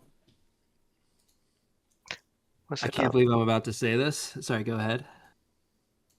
Vio was just saying, I'll stay for the company. Okay. So yeah, you would say I can't believe I'm about to say this, but yeah, Jeremiah. Yeah. Honestly, we might. It sounds like they had a rough time. Whoa! Just screaming in the courtyard. It is echoing around you. Everyone has stopped what they are doing. Swords have clattered to the ground, and they just look over, and he's just like fuck yeah, like arms up in the air. We're gonna do so many shots. We're gonna talk so much drama. I want to hear about every adventure you've all had. I'm fucking pumped. Ewan is like very clearly on his face, not excited about Jeremiah's presence, but like at the same time not saying anything because not wanting to be a dick and just being like, mm-hmm. Just, yeah, so happy. Just pulls collar, gulp. So you guys get back in the cart. You're not in the cart. You guys walk back to the lift. You go back up to the Diamond Shine District. You're walking for another about an hour. It's now probably close to like 7 or 8 o'clock at night. I'm sorry. It's probably close to like 4 or 5 o'clock at night. And the bar is not that busy yet. Gunnar is still behind the counter. He's trying to juggle stuff. Generally, you can just hear the crashing of glass as you're getting close. And even just as you're like turning the corner, you imagine it's not going that well. When you actually see him, it is not. He's just breaking shit. And he's like, oh, I've got it. Oh, we're so close. I'm almost there. And right as you guys get into the Cinnabar, there is another guard that you have not seen before waiting inside. And he's just like nodding to you. Hey, hi, hello. And he goes, oh, Jeremiah, just the person I need. And Jeremiah goes, what do you need? He goes, the captain has paperwork for you to fill out about an incident during the festival yesterday that said wasn't signed properly. And Jeremiah goes, no, I didn't. I signed everything properly. The guy's like, no, the captain mentioned you specifically. He goes, oh, man. All right. I'll come back when I'm done. And he walks off with this guard, very just like shoulders drooped, head down, very sad that he can't go and drink with this group right now. As Jeremiah is walking away with this other guard, Johnson standing there, he goes, I'm going home. Everyone have a good night. You don't need me here. Maybe next time, Jeremiah. He goes, and he just kind of waves. He goes, yeah, next time. Oh, just sad. Why did I say that? Ewan's having an existential question. Like, do I like him now? Are we friends? He's just not trying to be a dick, but like not trying. But like Anyway, I don't want to be mean, but I don't want to be friends. I, as Chris, will test your moral character in this campaign. Good. And so you guys all kind of sit down, and Gunnar jubilantly offers you shit from the back, and anyone who wants shit from the back can take it. Anyone who wants to go up to their rooms to do anything, you can do so. Any conversations you would like to have, let me know. I think I will have one drink. Ale, I suppose. And otherwise go and grab any of my things that I might have left up in the room. Okay. Anyone else? Was it Via will just go up to Kale and just hand over the fire crystal again and just say, music playing. What the shit? Sorry. Thank you. All good. What was it? Thank you again for providing that. Oh yeah, of course, anytime. What was it? I'm sure they'll come in handy one day. Was it? I'm sure. And if not, I'm sure there are many tinkerers here that this seems something up their alley that they would love to work with. Yeah, I'm excited to see what they turn into. Yes. Was it? So much potential. I believe I'll be heading towards that area tomorrow. So if you wish to or join me, and you could check out the other shops to see if maybe someone could do something with that. Yeah, that's a great idea, for sure. And I'm sorry, I missed the beginning of this. What is this that Kale was looking for? We're going to find someone to maybe turn these crystals into something useful. Okay. Like a bomb. Yeah. Ewan just looks. Jake, sorry, what's your character's name again? Oswald. Oswald, yeah. Ewan would just look at Oswald and be like, "Bomb? A bomb. Why? Why would? Why?" You need to think about preparation, young man. Ewan just looks down at his drink and takes a big swig.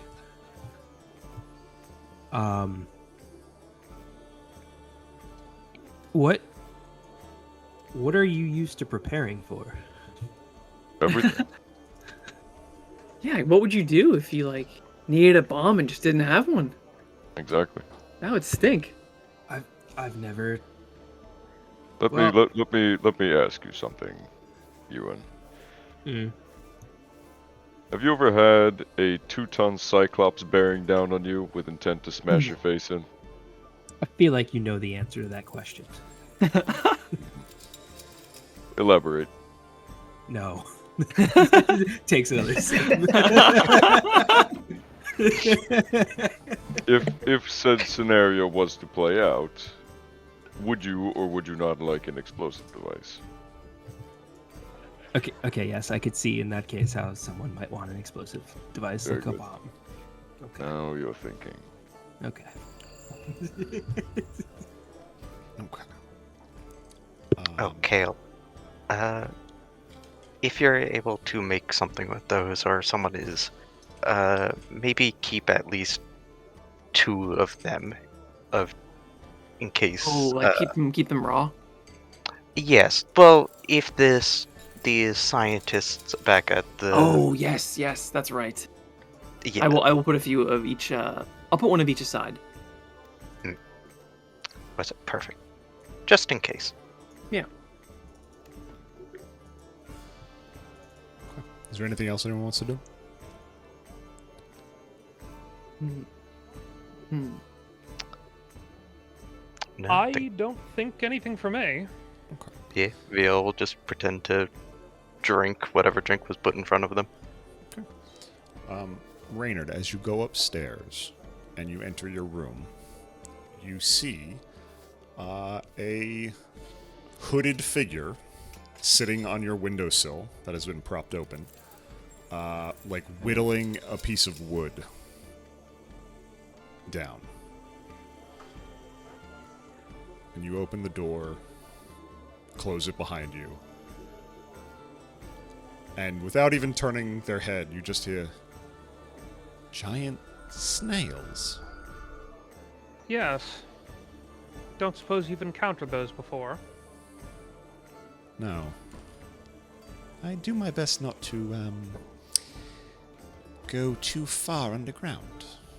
This is about as far as I'll go, if I'm being honest. It's a little, unsavory the deeper you get.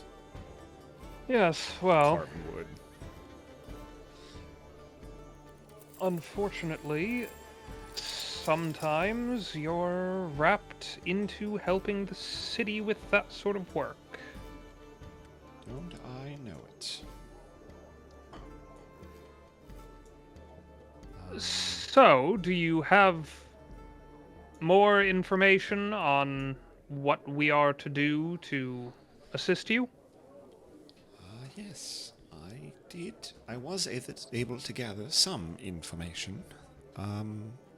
I was able to find Xeris's house, which took far more digging than I honestly expected. But we got there eventually. I also found what Baelrek was missing. I don't know if that was discussed, but his son's lighter apparently was the item that was stolen. Right. And you found it? No, I found Xeris's house, where I Ah, believe it to be. It's either on him personally, or it's somewhere in that house. So then, are we to search that house? I believe so. That would probably be the best option. For And just so I know what the terms of this deal are, we get this lighter to trade to this loan shark.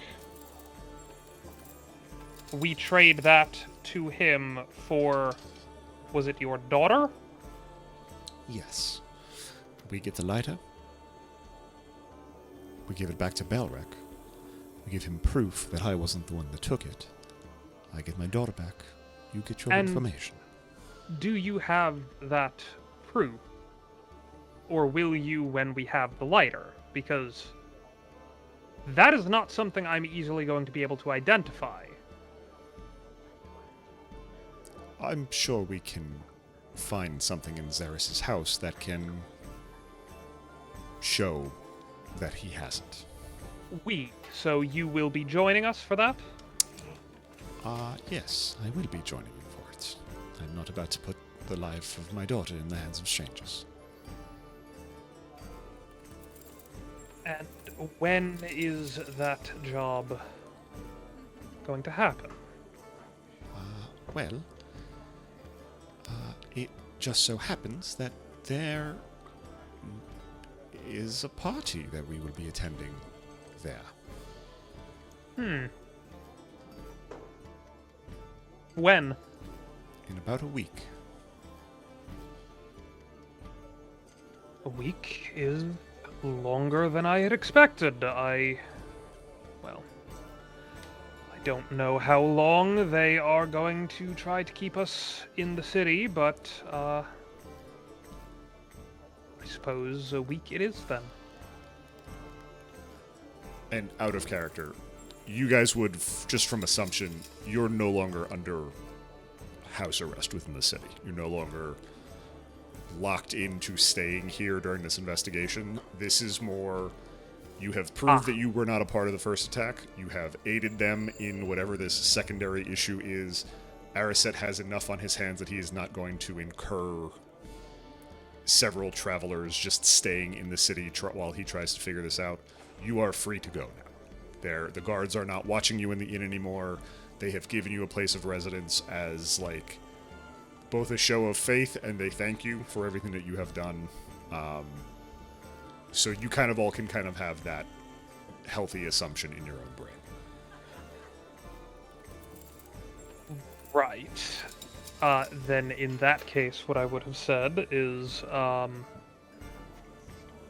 week is longer than I would prefer, but if that is how long it will take, then that is how long it will take.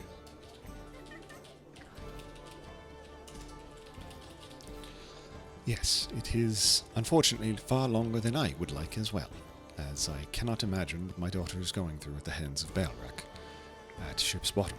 But that is... Is he a cruel man or just an unpleasant one? Depends on how you do business with him, I guess. It's not that he is unpleasant to be around. Honestly, he's quite handsome, if I'm going to be honest. It is just knowing what he does and whom he does it to is a little difficult at times to separate the man from the monster, so to speak.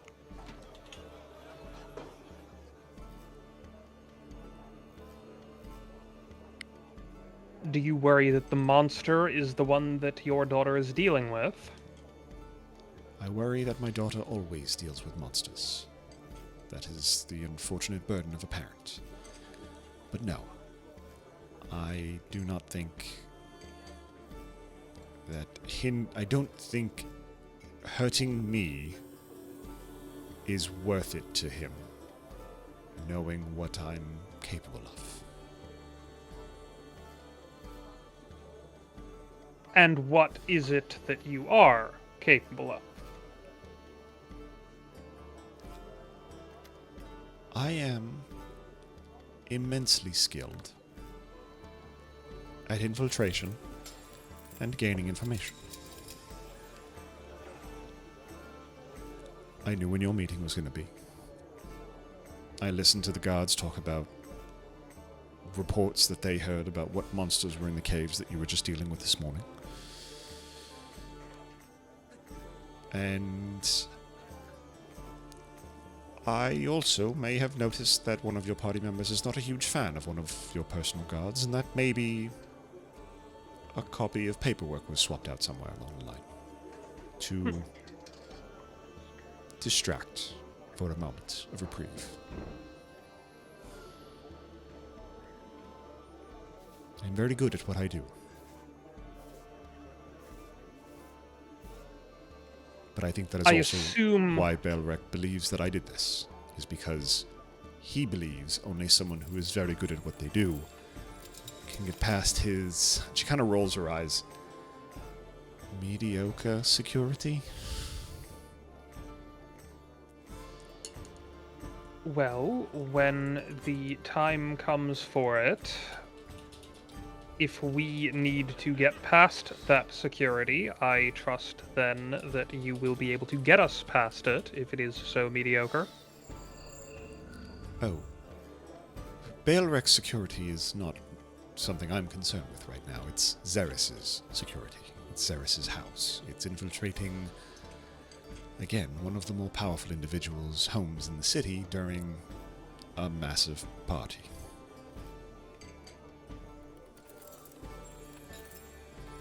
I'm more preparing for when things go wrong, because they always do in some way or another. Funny how that works. So when things go wrong, you would be able to get us past his security? Into Xeris's party. No. You'll need to get invitations somehow. Somehow. I can't do all of the work. Yes, somehow. I will be able to get in. But I can't sneak 7 of you in, 6 of you in. It seems to me you have all of the information on this job, and there is perhaps more that you could do if you are counting on our assistance with it. Probably. But Infiltration and espionage are not exactly my specialty. Fair. I've read your report, Mr. Tower. This is... Subtlety's never really been your strong suit. No. So... maybe lean into what you used to be good at. Rather than trying to be subtle, be the distraction.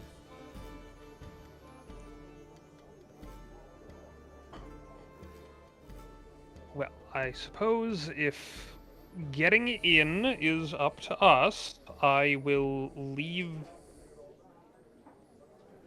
the specifics of the more delicate sides of that plan to them.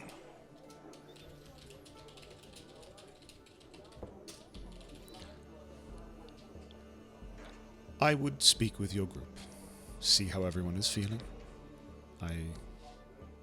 If you wish to partake in this alone, I completely understand that, but distractions are better with larger groups. And your team is also highly skilled in many different things, so let's... Who precisely is it that we would be looking to distract? I'm not entirely clear on what it is that we're going to do beyond breaking into somebody's house to get a lighter to deliver it to somebody else. We're going to sneak into the party, find the lighter, find evidence of why Xeris took the lighter, and then return it to Baelrek so I can have my daughter. That's what we're going to do. Whether you're down in the room having a bar fight, making a distraction, calling the guards your way, or if you want to try your hand of sneaking around, you're also welcome to do that. But I believe a party would be an ample distraction in and of itself, but I don't want to force a sheep to bark, so to speak. Yes, well, I think if we are to work together on this, it would probably be best for you to meet with the whole group to share what you do already know, and perhaps help them to figure out the specifics of the infiltration and information gathering sides of this. I am sure that once I know a bit more about where this is going to be, I will be able to figure out just how to distract or whatever else it is that I might be able to do there. But right now, I have the vague outline of a goal, and I think I'm going to need a bit more than that to actually make this happen. Well, go and get your friends. I will tell them what you told me, and I will begin my fact-finding mission. And if there's anything you would like me to provide, speak up. I will wave my hand, summon Valor, and I will just tell her, go down if you would, and retrieve the others, bring them up here. Okay. Valor nods, hops out of the room, and each of you, Potty, you're probably the first one, you feel a little, like, peck on your shoulder, as, honestly, probably a bird that's relatively close to the same height as you, kind of looks at you and then looks at the staircase. I mean, I don't think she's that big of an owl. I just like to imagine that Potty's really small. And just points to the staircase, goes over and does that to everyone. Kale, you get pecked in the leg. Vio, you get pecked in the shoulder. Oswald, it just tings off your armor a little bit.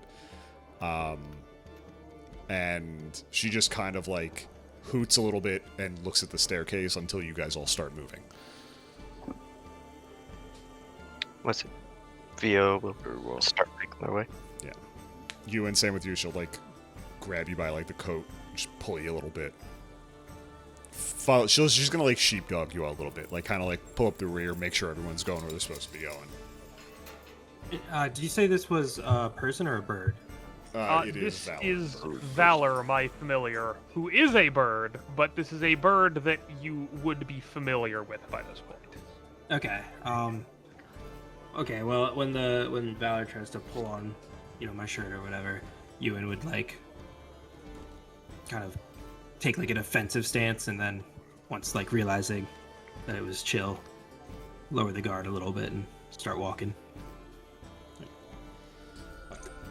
So you guys will all go back upstairs. You will all more or less get the same information that I was just telling Joss, or telling Reynard as Kem. Just kind of explaining that there seems to be a party that will be happening at Zarus's mansion in a week's time, and that during that party, Kem believes would be the best opportunity for this group to go in and either help steal the lighter that she believes Zarus has, or distract in the party enough so that she can do it. And that's kind of what she is. We're going to pause here and take our break because we're a little bit late on it. So everyone can kind of go pee, get your drink, go do whatever, come back by 10 o'clock. And then we'll go from there. Okay? Cool. Sounds good. Go get your bathroom snack drink. Go, go, go, go, go, people. I'm back. Well, I'm back. We got the gang. Thank you very much. The cursed thing that I saw, I'll share it since Justin's not here, so he doesn't have to hear it twice, is I came across a video that said, "Do you think Mr. Mime moans his own name while piping Ash's mom?" And I didn't need to hear that. it was one of those things I saw. I was like, I wish I didn't have eyes right now, but holy shit, probably. I didn't need that. I didn't need that. Statistically, yeah. I'm confused. Why would Mr. Mime be saying his own name? I don't get it. Because Pokemon Help say their me. own name. Pikachu says. You say Pikachu. Mime's what? I said Mr. Mime would say his own name. Pokemon say their own name as their thing. I mean, Pikachu. Oh, I was for some reason, even though we've heard Mr. Mime he says mime sometimes, right? Mime. Mime. Which is so weird because aren't mimes supposed to shut the fuck up? Yeah. Bro, you should just shut the fuck up. Okay, I'm back. Simply shut the fuck up. Professionally. Professionally, shut Not a very good up. one. Yeah, I keep seeing videos of people playing Pokopia and putting Mr. Mime in the most secure prison available. And we pick back up. Alright, so everyone is in Reynard and Ewan's room. Not Ewan, Reynard and Kale's room right now. Kem has gone over the general plan of getting into this party that Xeris will be hosting in a week's time. Is there any questions that anyone in the group has for Kem? Any conversations that want to be had? Anything that they want to bring up? Anything like that? How do people usually get invitations to this party? Is it inner circle, or is it just people of notice? It tends to just be people of notice. They're kind of show-off parties. Wear something elaborate, try and turn heads. Try to outdo each other, almost. It's a pissing contest. That's all it is.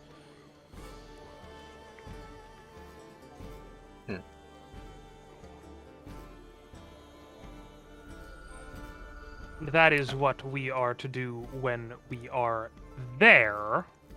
Correct. What about to get there? I mean, he does a lot of business in the Diamond Shine district. I would see if anyone is talking about the party, or if anyone is inquiring about strange ways to dress, or if you come across any materials that might make something that stands out. You could always ask, but I can't guarantee that that would work. Not to shit on anything that Gunnar does here, but maybe check some of the other taverns. The more reputable places might have some other information about him.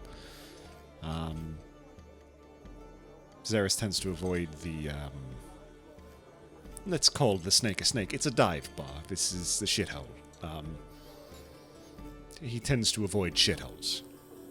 There was a nicer establishment we stopped in while looking for you. I don't recall the name of it, but run by a lady with a bunch of imps. Oh. Yeah. That would be Cask and Citrine. Yes. Do you think that's the sort of place where we might be able to find something, or maybe look elsewhere? I mean, that's not a bad place to start. Naveen is very ears to the ground. Many ears to the ground, technically speaking. You have to get on a good side, though. She doesn't really like a lot of people. But she might be able to help. You can also check Amber Ale House out, which is just outside the Onyx Balustrade in Low City. That's much more politicians and higher-ups. Might find some more stuff there. Other than that, maybe check out shops that sell Anything expensive? Schmooze with the higher echelons of society. See if they're willing to spill for anything. Higher echelons of society, like the people we may have been in contact with today after the job in the mine where we were working for the Embermanes. Or more the upper echelons of the lower side of society. That one. As nice as Diana is, find someone more corruptible. Let's stop beating around the bush. Find someone who's willing to talk about all of the fun and fancy things that they get because of how powerful or rich they are. They tend to spill secrets without even really needing to buy them anything. I look to Potty. I get the sense that that would be more your crowd than mine. Whoa. No, I'm just kidding. Yeah. First off, how dare you? A lot of goblin race. I'm not talking goblins. I'm talking criminals, which you did just earlier say that you were. If you don't say that so fucking loud, I don't know. Wow, jeez. Maybe keep your fucking voice down. Perhaps. Oh, I don't know. Yeah, that. These sound like my people. Wonderful. So Wonderful. then you shouldn't have any issues schmoozing, finding them, interacting with them then. They'll stand out. Wonderful. Is there anything you would like me to try and get prior to the party? Outside of seeing if I can find any traction on invitations? Can do you know how bad the security is inside? If some of us were able to just sneak in, would they already be able to tell that someone wasn't invited? Or once you're through the gates, are you fine? Is a difficult question to answer, but a good one to ask. I have no idea what the security will be like during the event, but I can recon the building as of right now, see if I can find any information, egress points, blind spots, something like that. Is that what you're... If you something... can also, those would be good, and if you can also find anyone who went to the party previous years, we will do the same on our end. But if you can do that, any more information you can gather about how this person ran things prior would be helpful, I imagine. Okay, let me just write it down. You're looking for security during or prior to the party. Blind spots, anything of the sort. And individuals who previously went to the parties. Yes? Yes. Wonderful. I can certainly try my best. See what these old hands, old paws can dig up. Yes? Wonderful. All right. Is it in our best interest to avoid killing anyone? Or is this... I feel like I should say yes, but I don't really care. I guess, does he care... Does this person hold enough of a grudge if we kill someone under his command? Probably. Alright. But, I mean, who knows? You're talking about someone who probably would kill for money, or has killed for money before, so I can't imagine he's, all that moral about the people that work around him.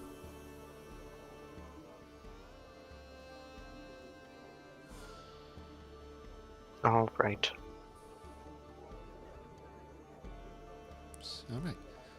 I'm gonna go and see what I can find. I don't really have a way of contacting you. Are you staying here?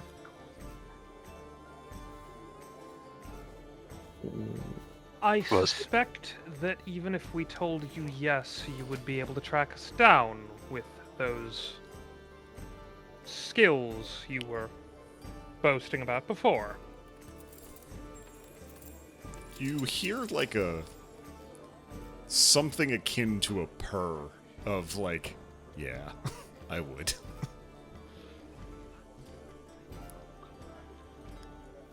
I am going to choose to place a measure of trust in you. Yes, we are staying somewhere else. If we have anything there that happens to go missing, I will know who to look for. I really don't like that everyone is accusing me of stealing these days. I really just steal information. I don't want your shit. But fair. I Well, get it. luckily I don't have anything really worth taking at this point, but when you lead with I know everything there is to know about you and I can learn more if I want because that is my entire skill set, people do get a bit suspicious. Also, the only thing we know about you, other than your situation, is you're good at getting things. Correct. I'm not a fan of the water. If you want more. Well, Fair enough. Good to know. luckily, I don't think water is much of a concern down here. That's why I picked the mountain. Anyway, I'm gonna go see what I can dig up. Do you tell her about the secondary place that you guys are staying? Yes, because, again, I'm sure that she would be able to find it if we didn't, so sure. And so she goes, huh. It's one of the larger houses up in the Cobblebleaks that I can recognize. It's by the library. Right. Is it a house or is it an apartment? It's a large... It's somewhere... It's halfway in between both. It's got several...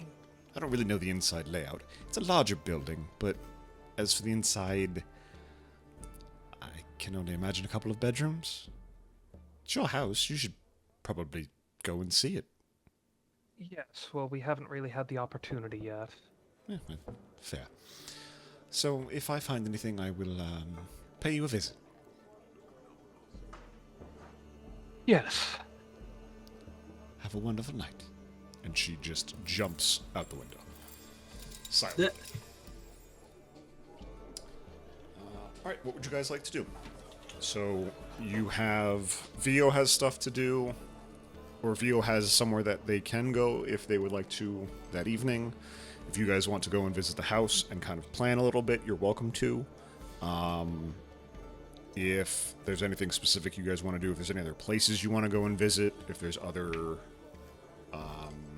like, job stuff that you guys want to look into around the city. Some of you have that, I think. Is there anything at this moment that you guys are looking to, or do you just kind of want to go and find the place and go to bed?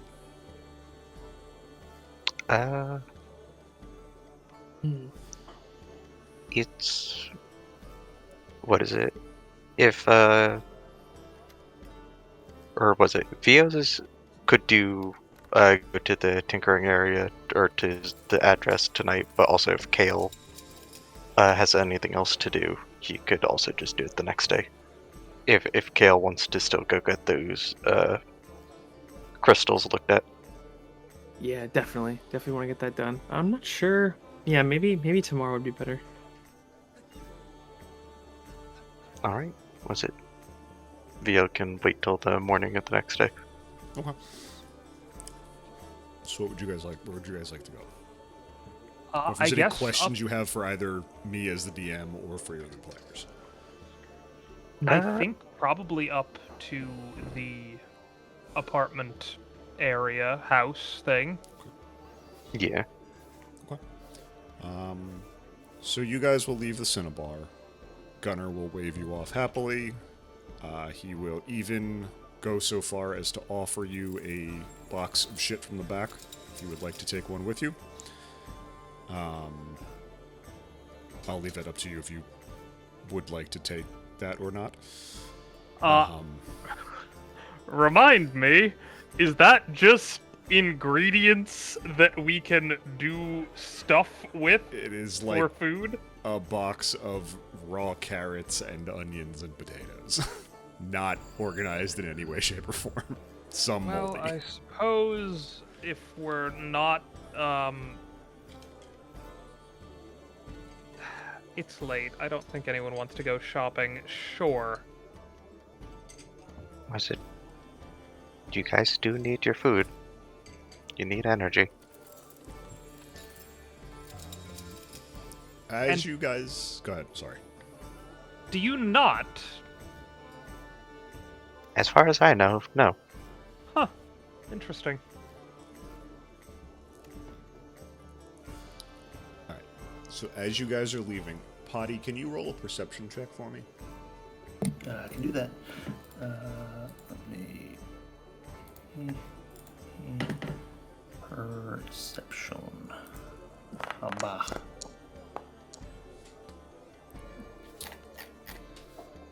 Okay. With a 16, as you guys are leaving the Cinnabar, if you turn to the left out the door, you guys are probably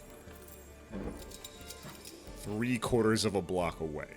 You're kind of where would you be standing in this group, Potty? Are you kind of more in the middle? Would you be more in the front, off to the sides, in the back? I'd say towards the middle. Okay.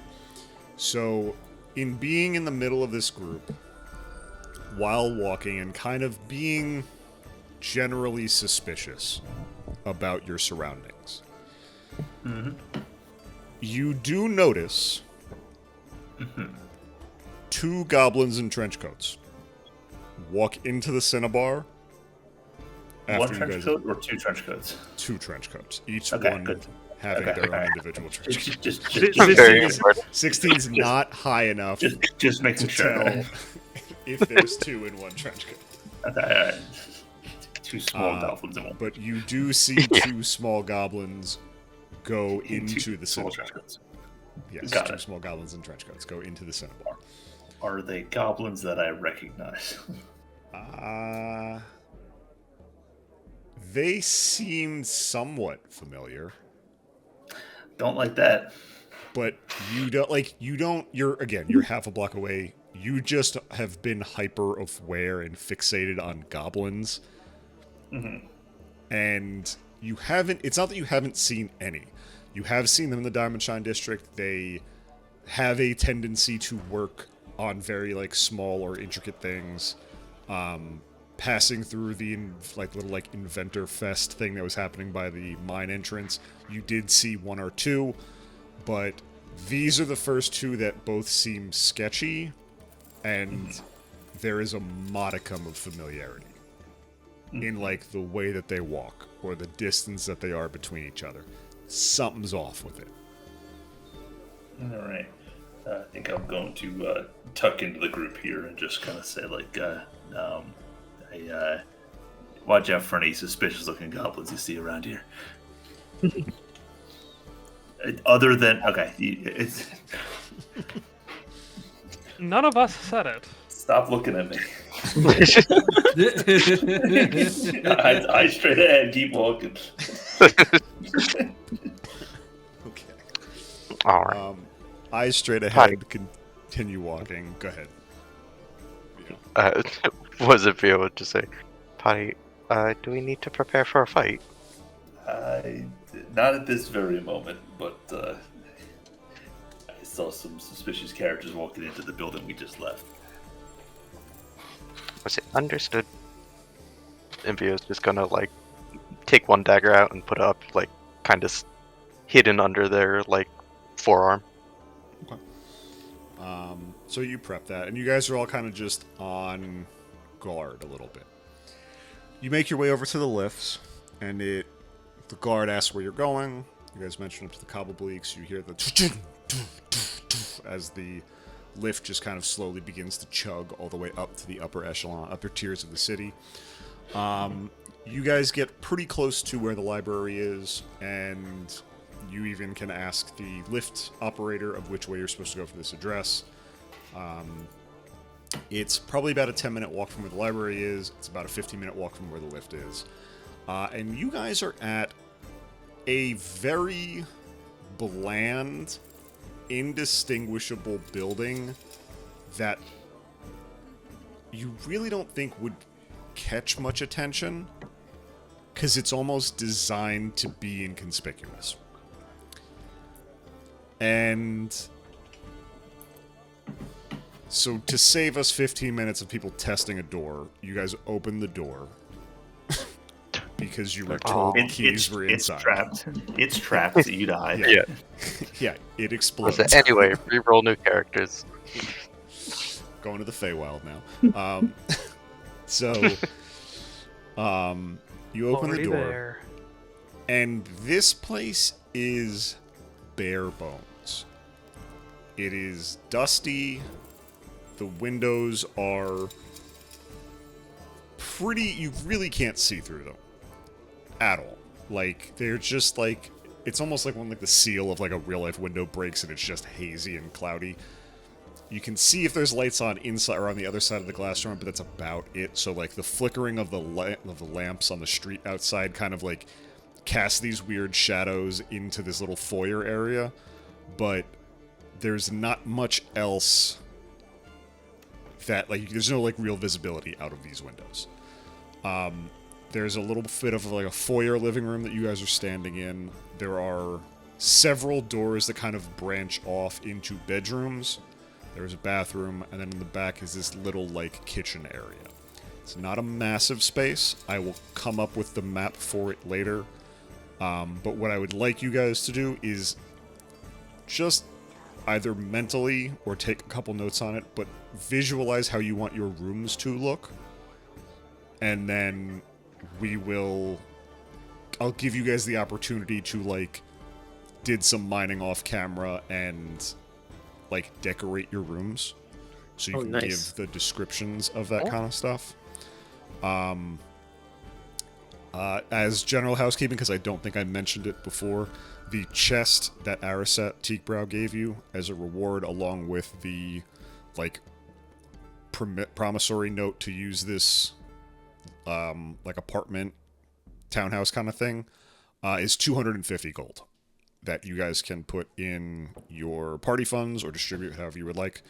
But 250 gold pieces for you guys, along with this little, like, temporary safe house for you guys. So just kind of think about that a little bit over the next couple weeks. I will get the map. I'll put it in the Varlindel chat at some point. Then tell me kind of how you want it to look, what colors you want, what you want in the room. And I will... do my best to update it with assets that go with it. There are... That's awesome. How many? There's 6 of you guys? Yes? There's 3 rooms, basically, outside of the kitchen and the little foyer area. So design your half of the room, basically. Do we Sound want good? to decide who's paired with in each room? If you guys would like to, you definitely can. I recommend Ewan and Kit. I mean, It would be funny. That sounds like a blast. Was it if we don't want to decide, we could just roll to see who ends up in each room. I wouldn't mind doing something like with the inn rooms. I think that worked well. I'll just take my own, thanks. Wait a second. Yes, I'm sure we can spare a closet, just like the inn could. Fair. Where's Potty? Oh, he sleeps in the oven. It's like... Like a little toasty. Nice and warm. Potty, do you actually want to share a room? I don't Yeah, sure. need that much space. It works for me. Put the small characters together, maximize space. Exactly. Yeah. We And have the so I'll biggest ask room. this: the rooms are like next to each other on the left side of this. First room, second room, third room. Do you guys have a preference on room? First room closer to the stairs. So the closest to the front door to get out. Yes, that is Okay. small legs.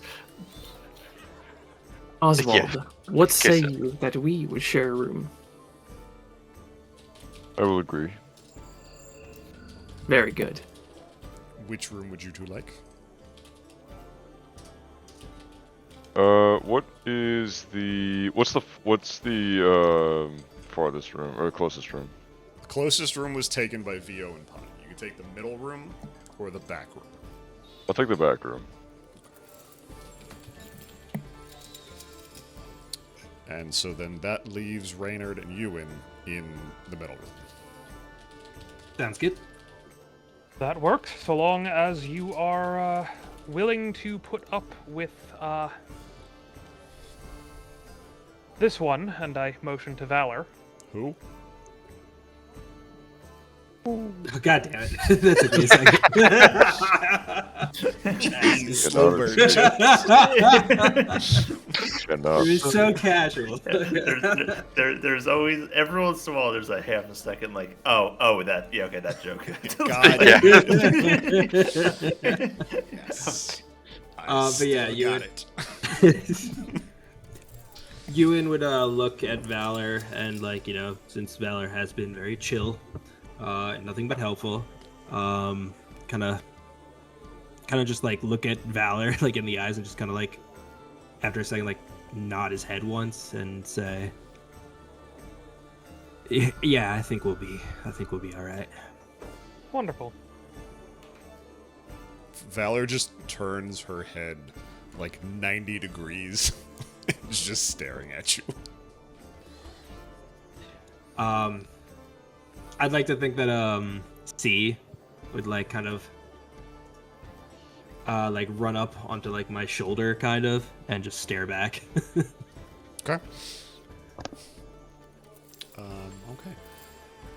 So those are your sleeping arrangements. Is there anything else anyone wants to do that day, or are we kind of good? If Vio has more supplies, I don't know how many charges Vio has of this, but they'd make more poison.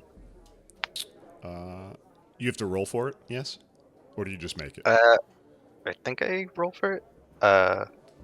With the poisoner's kit. Yeah, go ahead. Let me see if I can...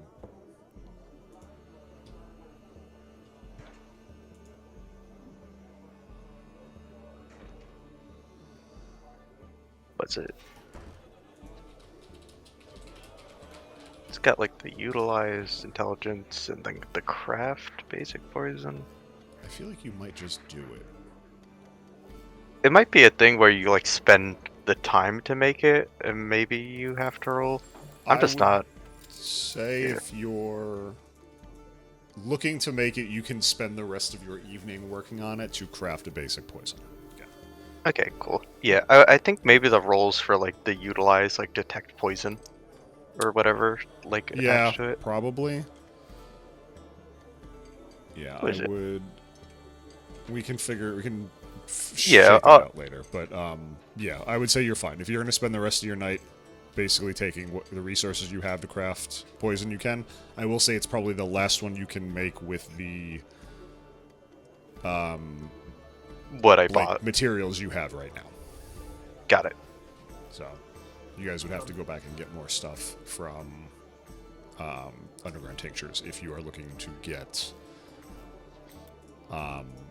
more stuff for it. And not what's it called?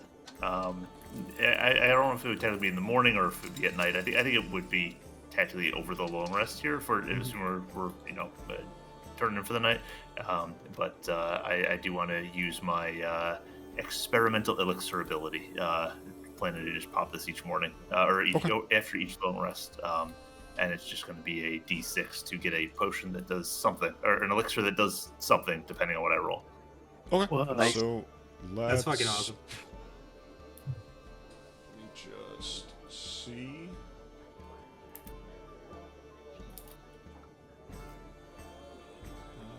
Yeah, so if you want to go ahead and roll for it, you are more than welcome.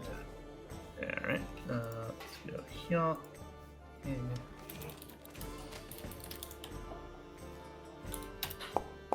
Ha to the bar. Okay. A tool. 2. Should I go off of the one that's listed here in 5e tools just to? Let me. I'm gonna assume yes. Yeah. Okay. Yeah, unless there's some other table you'd want to go off of or something like that. But No. Go off of what you have just for, because I don't want to. Yeah. So this is actually, you know what? I'm not going to tell you guys what this is. I'll message Chris.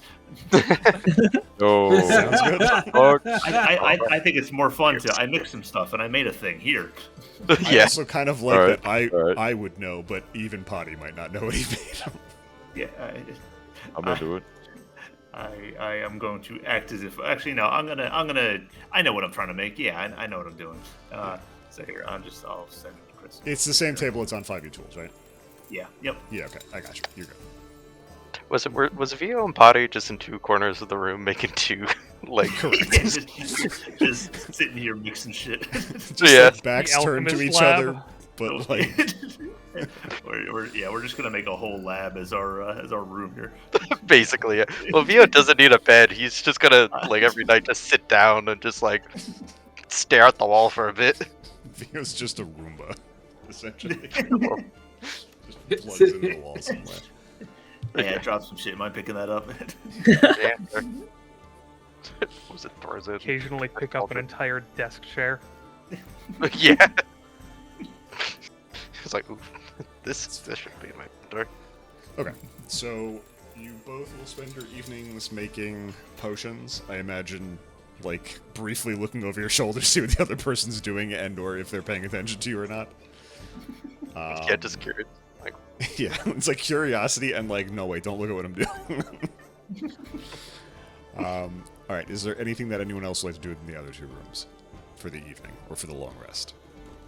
I'm good. I think in the room where I am staying with Ewan, if Ewan is here, Of course he is. I think at some point that evening, I would just mention.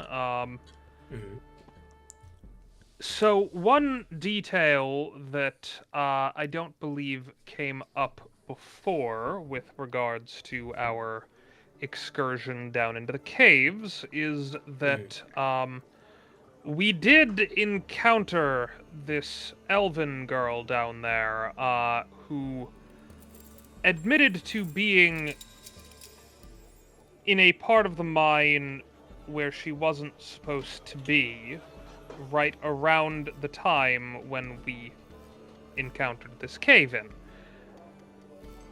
I just wanted to let you know that that was something we encountered that the group decided not to share with the captain. Why not? I think they intended to try and gain a favor from this girl. I am not entirely sure. That would probably be a better question for Oswald. I just wanted to keep you in the loop. I thought it wiser to mention it, but we are working together, so I didn't want to work against the interests of the group. I just figured that was probably a detail that, even if we are keeping that from the captain, it was probably smart not to keep it from everyone, or keep it from somebody in our little group here. Okay. A bit suspicious, but For Thanks for what letting me it's know. worth, I don't think she had anything to do with it. But I do think I If it were up to me, that would have been mentioned to the captain. But just wanted why to keep didn't you you? informed. Why didn't you mention it to the captain then? Because I was outvoted. So you And- respect a vote? Well, I expect that I am probably going to be working with these people for at least the next week, and I didn't want to drive a wedge between myself and the rest of them. That said, I do have this sending stone to the captain. Mm. If it seems prudent, we can still inform him. Though I do think now if we were to do so, it would raise questions as to why this was not brought up before.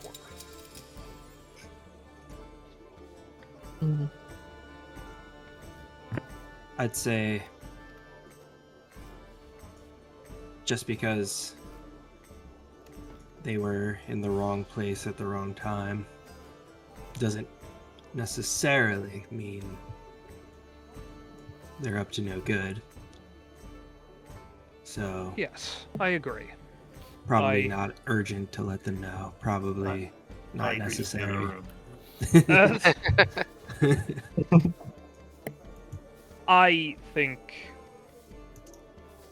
again, no reason to believe that she was involved. I just think that,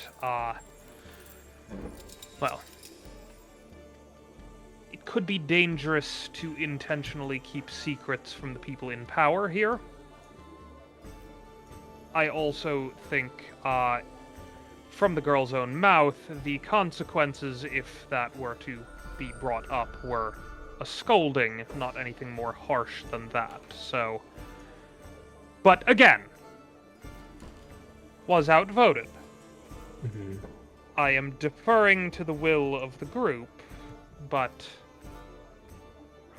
keeping the group informed. All right. Thanks for letting me know. I appreciate that. Of That's course. weird. Not what you're doing isn't weird. It's just a weird situation. I mean, Yes.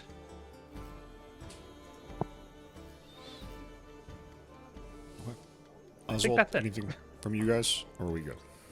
No, I'm good. Kale, anything from you? No, sir. All right. So you guys spend an evening in the safe house. We'll call it that for now until you guys, or if you guys want to rename it at some point. There is a distinct difference in how you guys sleep tonight. You have felt not unrested the last couple nights, but it hasn't been the best sleep you've had. It's quiet up here. There's no, like, distant bar sounds. There's no chatter. There's no carts bumping down cobblestones on the outside. It's just quiet. Which is nice. You guys actually get some sleep that night. You guys wake up the next morning. What is your plan for the day?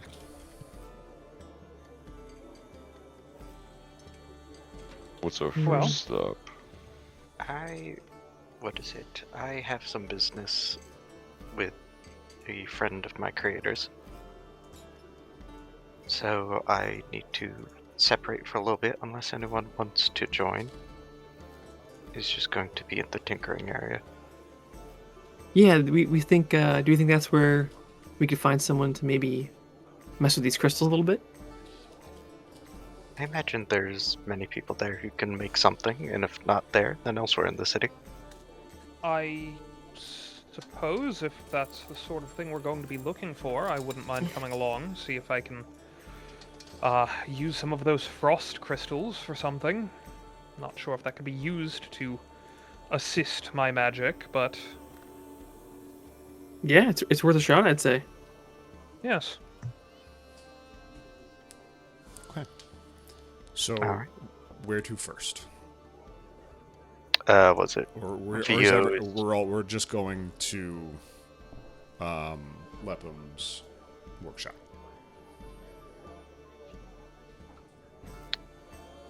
Can go there first if Yeah. that works. It's up to you Yeah. guys. I don't know I don't know what the other places are that you'd be interested in checking out. So I don't want to push you in one direction. So just let me know where you're. Other than Lepham's, we need to start gathering information or finding stuff about this party, correct? Yes. Though we do Then- have a week to do that. Fair. Chris, out of character. I don't recall. It's been, a number of weeks. Decades and decades. Yeah. Decades and decades. For waiting to see like the results of what the was it Tessa was her name Yes. at the yeah. When would I expect? When would you expect it to be like prudent to go back to visit I there? think she said a couple of days. Okay, and it's Check been what, which. like I think you guys would have went yesterday, so you would still be a couple of days out. okay. In that case, you would not speak up at this time.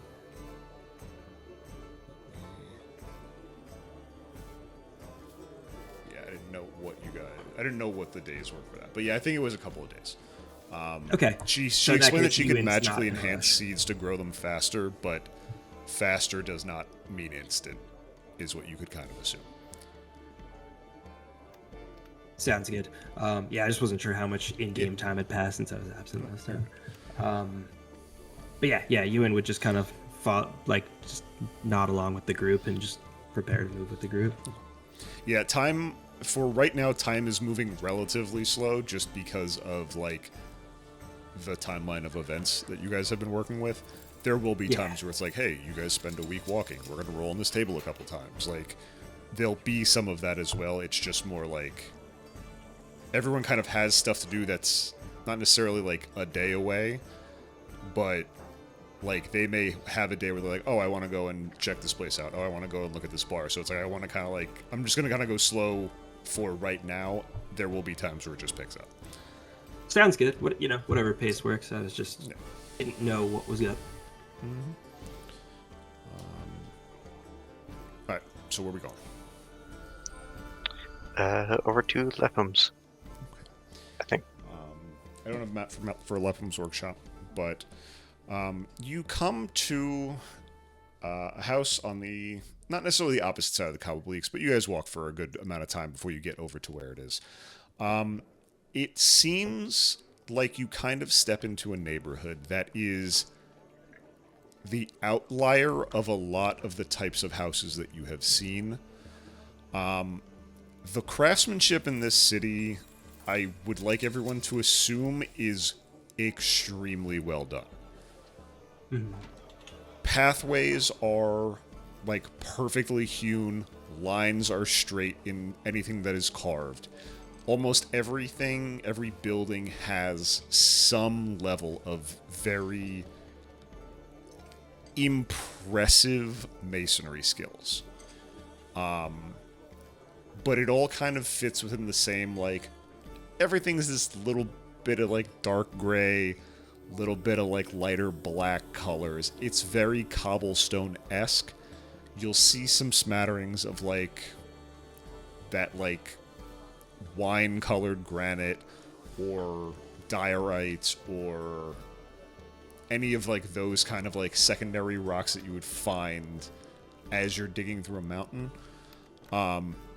The neighborhood that you get to as you approach Lepham's workshop is, as I said, the outlier for that. The houses are rudimentary in construction. They're built to serve a purpose, but a lot of the buildings in this area seem to have, like, additions to them that don't match it. Lepham's is one of those where it's a pretty normal half-square house that has, like, a rounded back, but then has, like, metal sheets that create a new, smaller addition. And then there's stairs that wrap around that go up to this, like, weird, strange, like even stranger, like catwalk bracket type support systems that goes up into something that's close to like a watchtower or a treehouse. It's very tinkery. It is very handmade for a very specific purpose, regardless of vanity. So a lot of it looks kind of rough, and a lot of it looks kind of like you don't really know if it's gonna you don't trust the stability of it fully. But it is unique and it does catch your eye. You step into Lepham's workshop, the whole group. The roof is low for a lot of you. Some of you will be ducking. You can choose to walk on your knees. This was very specifically designed for someone of, like, gnome goblin construct height. Not so much, 5'9", 6'3", people in full armor kind of thing. And you step in, and there's a very distinct smell of heated metal, kind of like permeating the workshop. The floorboards creak underneath your feet. There's a combination of like a hissing noise that's filling the room, as well as like a metronome beat, but it misses every like third or fifth note. So it's counting something in a strange way. And the door for the building was open. And you do see like a little bit of like a counter type thing. It's kind of an open floor plan for the room itself. But there's like clockwork stuff up on the walls. There's different mechanical things. There's almost like a Rube Goldberg track, like running the whole like length of the room above the doorway. And you do hear like a bell go off as you walk in. So Lepham comes out and he goes, "Oh, Vio, you brought friends too. That's lovely. Everyone, welcome to my workshop. How can I help you? Are you here to get repaired? Are we looking?" If you have time, that would be great. Also, my friend here is also wondering if you or anyone can make use of these crystals we found. Or maybe make them explode. Ewan just looks at Kale, like side-eye. Kale, can you roll a perception check for me? Yes. With advantage. Yes, I can. I'm going to say with advantage because...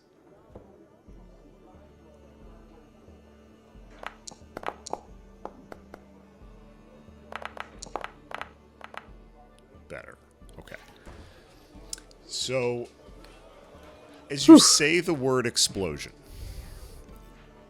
you don't think, in your years alive, that you have ever seen someone's eyes go as wide and get as excited in such a short period of time. It's like a dog hearing the word park or treat. It is the trigger word. And he goes, "We can definitely do both of those." And he's just like holding the crystal up to the light. Very much just like my precious. The precious. And he goes, Theo, I think we found the guy. I think we did it. We certainly did. Yeah. And so for Kale, I will paint this picture briefly for you again. I did post a like the screenshot that I took for him, but I feel like let me just load this up really quick because I feel like the actual so this is what Lepham looks like. Let me change his pose to like Oh, I've seen this gentleman before. so There he is. fake arm, two fake legs. Like, Dude, that's this so man tough. is so excited that you just offered him something that might explode. Okay?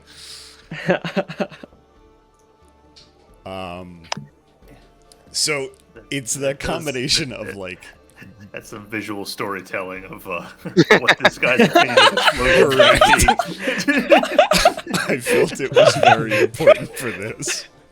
Wow, dude, I did not even make that connection. That's hilarious. Yeah, Holy no, shit. like this dude is scars all over. This man has opinions on explosives. This man has like preferred explosives. Yeah, like this guy covered in scars. His remaining hand is covered in scars. Like missing an arm, both legs, is most likely deaf.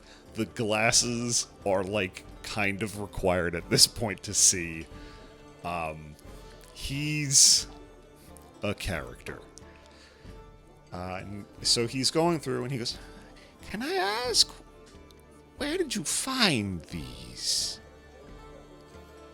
That might help me narrow down my book search." They were parts of giant gem snails. Yeah, something like gems.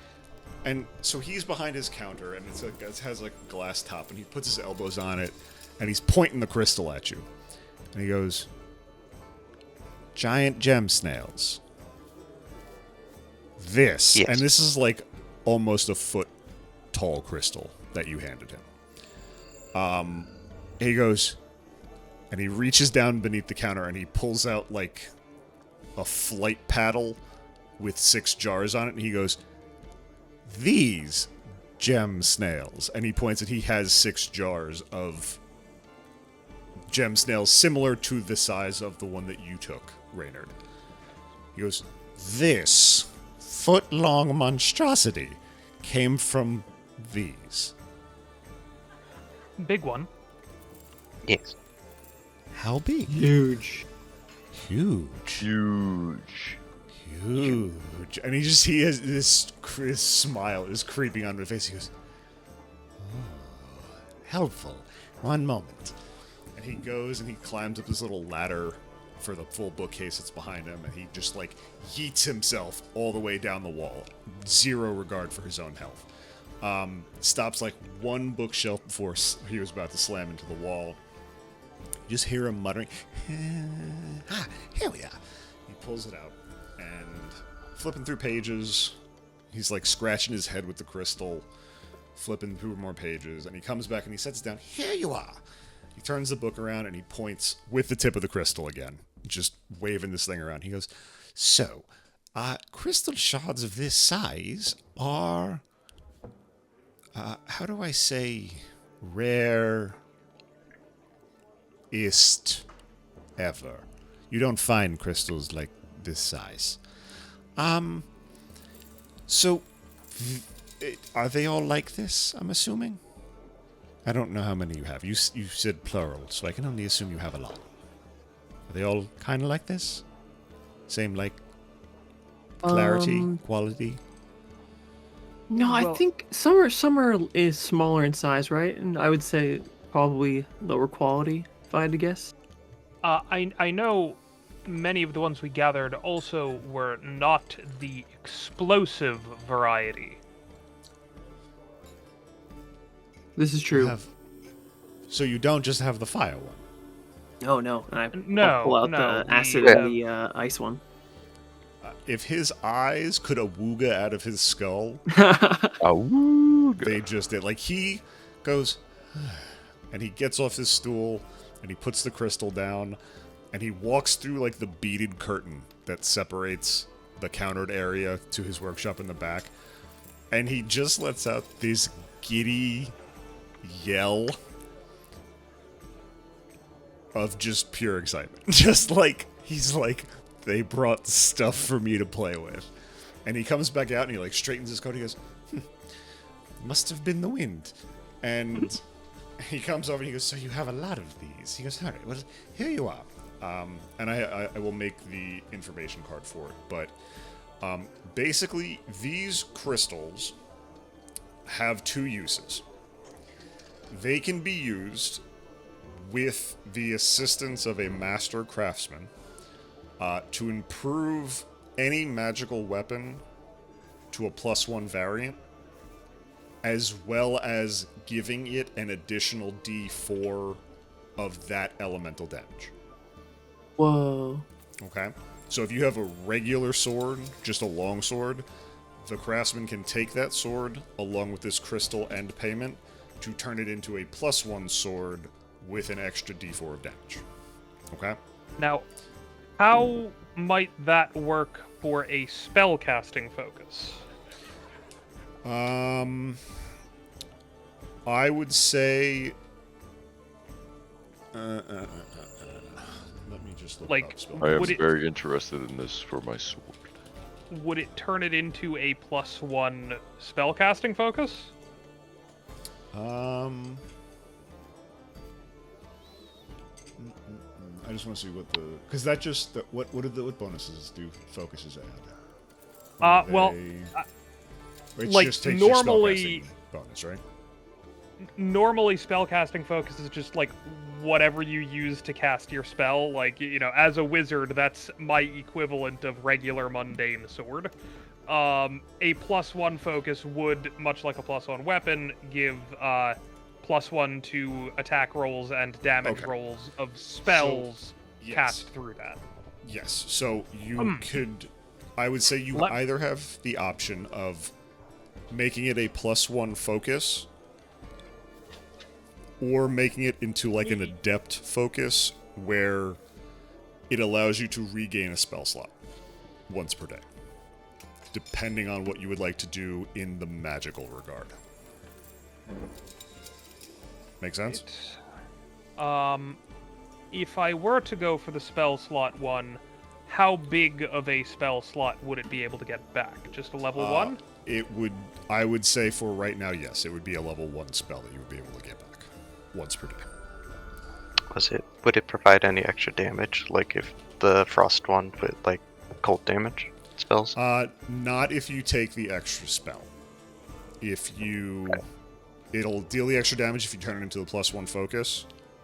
It'll be the same thing with the weapons. It's the +1 and then you get a D4 added on top of whatever the damage is of that element. So, like, if I were to go for the +1 thing for spellcasting focus, it would be, like, +1 to attack rolls and damage rolls with it, and a D4 of cold damage Correct. in addition to whatever other damage it deals. Yep. Yeah. I would love to do that one. Yeah. Let me just write down these. I We really have to catch up 6. on my We- item cards. Yeah, I would say you can't put more than 1 crystal per item in. Like these weapons would have 1 slot basically that you could fill. Yeah. You can't stack? stack. Yeah, you can't. I would say not at this point. You'd be able to stack. But yeah, that would be your. Those would be your options for it. But you can limit it to just 1. And I think so. You guys have ice, acid, and fire, so you can pick whichever you would like. If you want to add it to your weapons, if you want to do the spellcasting focus, it's up to you with what you're looking for. I would Cool. love to use these crystals to augment my scepter in that way. I would like a sword. Yeah, would I be able to apply it to my father's rapier? No, yours is already Dang. technically a +1.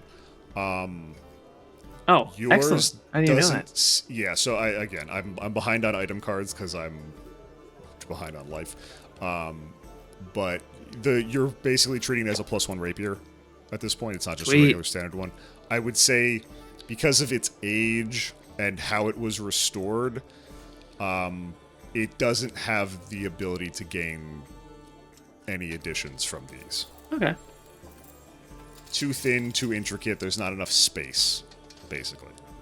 Okay, so Can Kale Let use me- an offhand? Like a offhand weapon? I don't. Yeah, I think so. I'm pretty sure. Yeah. But Yeah, we could always definitely. give you something like maybe a dagger or something. Oh yeah, I actually do have a dagger in my inventory. And so Lepum will continue to explain it. So he goes, so you can do a couple of different things with weapons and stuff like that. The other thing that you really could do with these, they're similar in crystal structure and strength as a lot of some of the much higher priced gems go for in the city. Think of these as like the high quality cubic zirconia to a regular diamond situation. They can be broken down and added to clothes to stand out, I guess would be the other option for them. I much prefer the make things more powerful, and I have to see if they explode. But that's a soon problem that I get to solve. And basically, you can take these kind of crystals, and there'll be a lot of other items like this in the game as well, and you can like drastically alter the clothes that you're wearing in a way that like you can kind of re-describe how your character is dressing. Treat this as like a dye item. So if like you're like, oh, you know what? I really like my armor, but I was looking through Pinterest and I found something really cool. You get that, but I want it in green, and then you would use a green crystal to turn it that. Same with weapons. That's the other use for these kind of items. Okay? Cool. Yeah. They don't really provide the benefit, like there's no additional benefit from that stuff, but that is another option that you can go down. Nice. So I don't know. I mean, I'm assuming everyone is taking +1s to any of their stuff, but is there anyone? So let me just go down the list of what stuff people want. Reynard is doing his spellcasting focus. This is the cane that you have? Yes. Like, mechanically, it is in here as a rod, but flavor-wise, it's kind of like a scepter walking cane sort of thing. That was the word for it. Okay. Alright. And which crystal, I'm assuming, which crystal you're taking? Absolutely the frost one. But I wanted the... Never mind. So whoever Yeah, has... sorry, I'm taking that for me. Whoever has the different crystals, get rid of one of the ice ones. Yep. There is now one remaining. Okay. Oswald, what are you taking?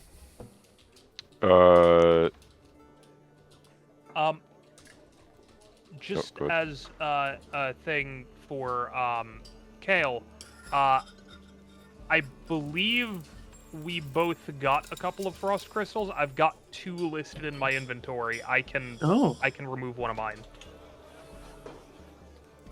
Oh, nice. Cool. Oswald, what are you taking and what are you putting in? Sorry, What are are they you on just putting now? it in and what are you taking? Well, I'm gonna put it in my sword. Okay. And which one? My sword. Fire. What are the options still left? You have, I think, yeah. 1 ice, 3 fire, and Yep. 1 acid? 2 acid? What did I say? Yeah, one acid. I'll take One I'll take acid. fire. Let's take fire. Okay. Like fire. Sword. Plus 1 to attack and D. Plus 1d4 fire. Okay. Right, who is next? Who's taking... Or is anyone else taking any other crystals? That's it. Oh, you go. I was just gonna say, would you know yet whether or not like Potty's like bomby nature? It's I'm more potions than explosives, all things considered.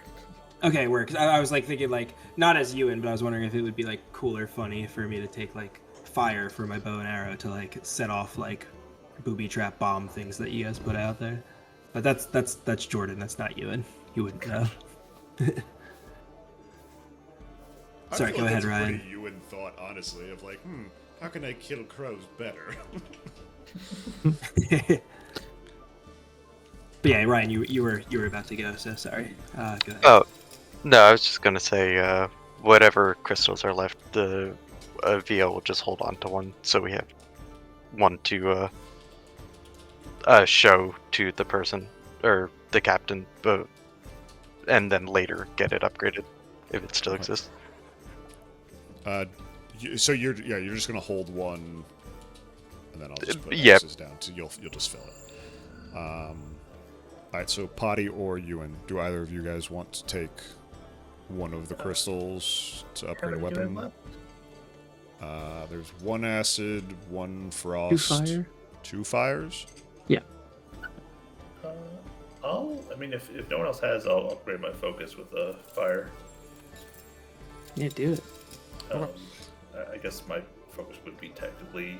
I think I can use any of my like tools as a focus. Basically, I would just use my manifold tool because that's all of them. Okay. Chris, did you say like so? If I were to put this on like the bow, would that mean like my arrows would do fire damage? Yeah, it would. Your bow would basically turn into a +1/+1 bow, or +1 bow, which gives you +1 to attack and +1 to damage. And then it would it wouldn't. I don't want to canonically say it is shooting fire arrows now. I wanted to say like, if you are hitting a target, it will deal fire damage. It more imbues the arrow with fire, not lighting the arrow on fire. That's awesome. Okay, cool. So, it's like I don't want you to use a +1 bow that does fire damage as I'm going to set a house on fire with the arrow kind of thing. Okay. It's like I think It'd be pretty funny though. it would be, but I can't give you that power. Well, I could, but I mean, you could. yeah, Just a little bit power. I'll think it over a little bit, but I kind of want it to not be. It's just going to ignite every arrow that you fire. That would probably help prevent fucking mess. Yeah, I think it will deal fire damage, but it's like your bow is imbuing the arrows with it. It's not lighting it on fire. We'll call it there. Okay. But yeah, in that case, sorry. Go ahead. I was gonna say, do you want fire as that one? So it was between what? Fire, ice, and acid. There's Yep. one, one fire, one ice, One of one each. acid left. There's one of each left. I think.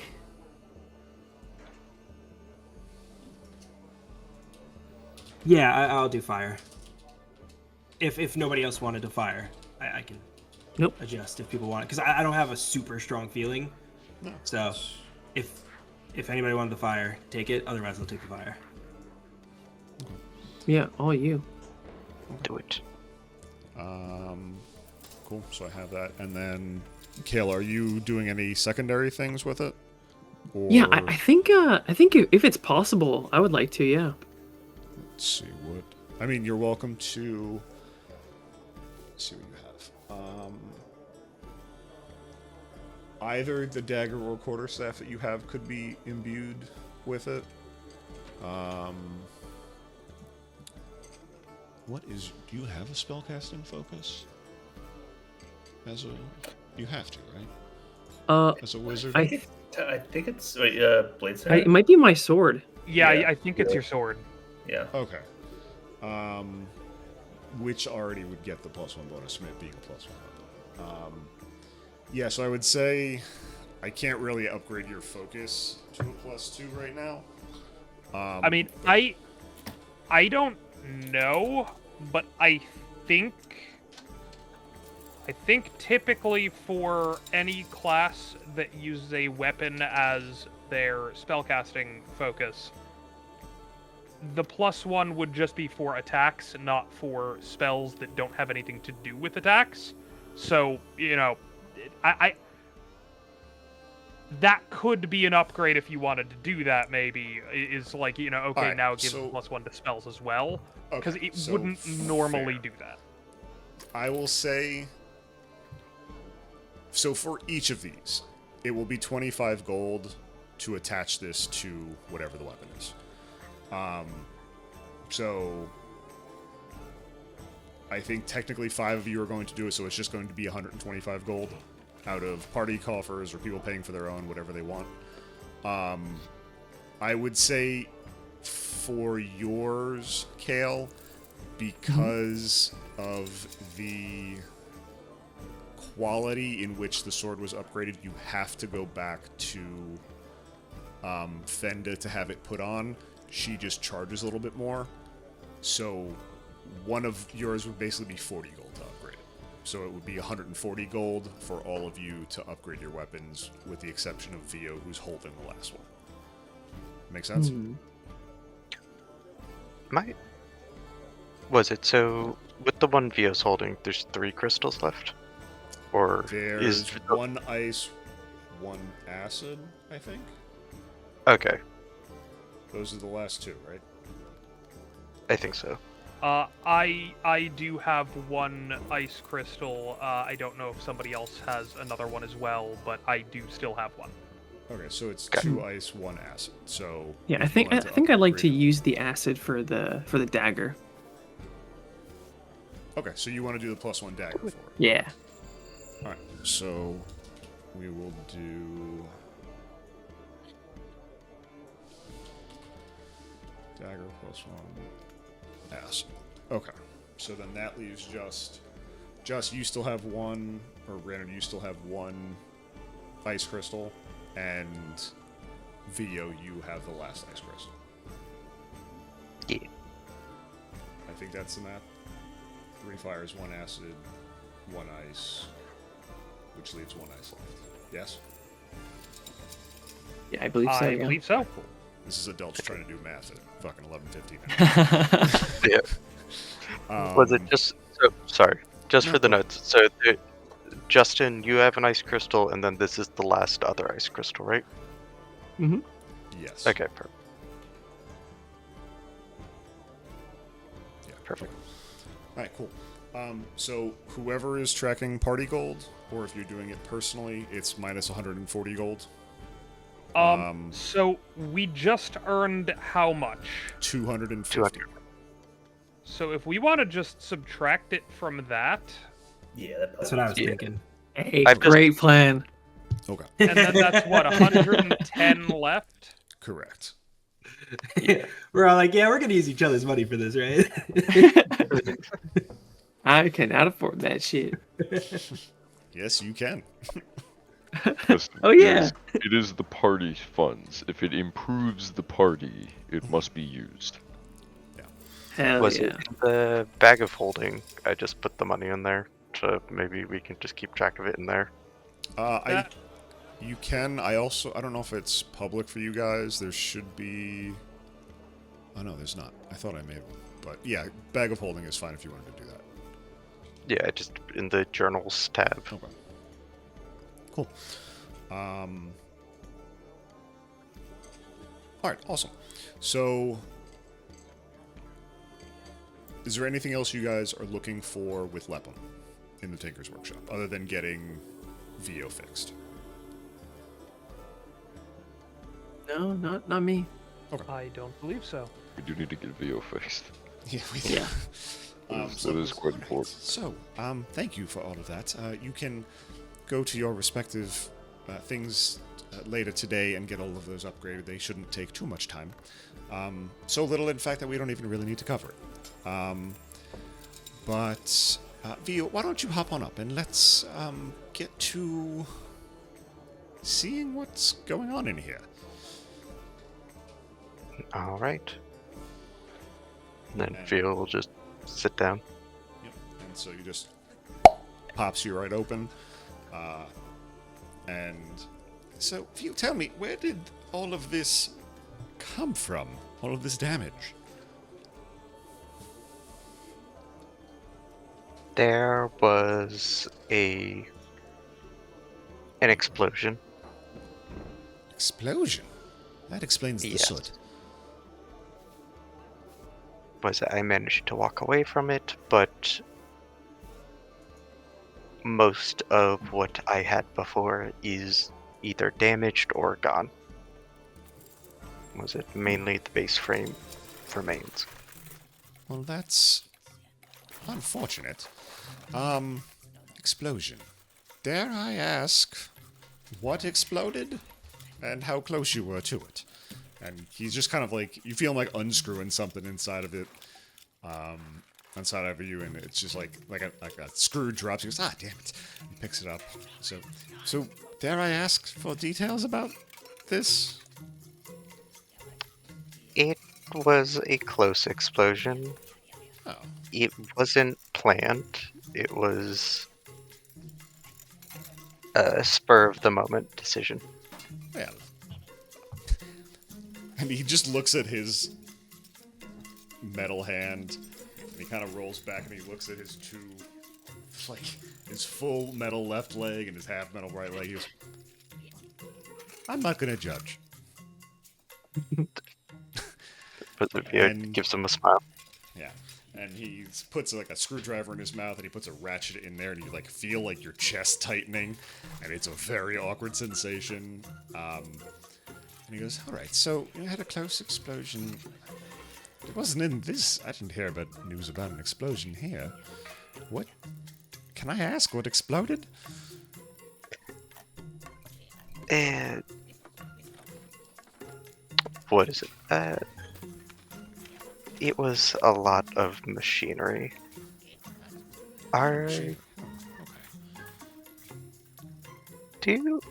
What is it? Do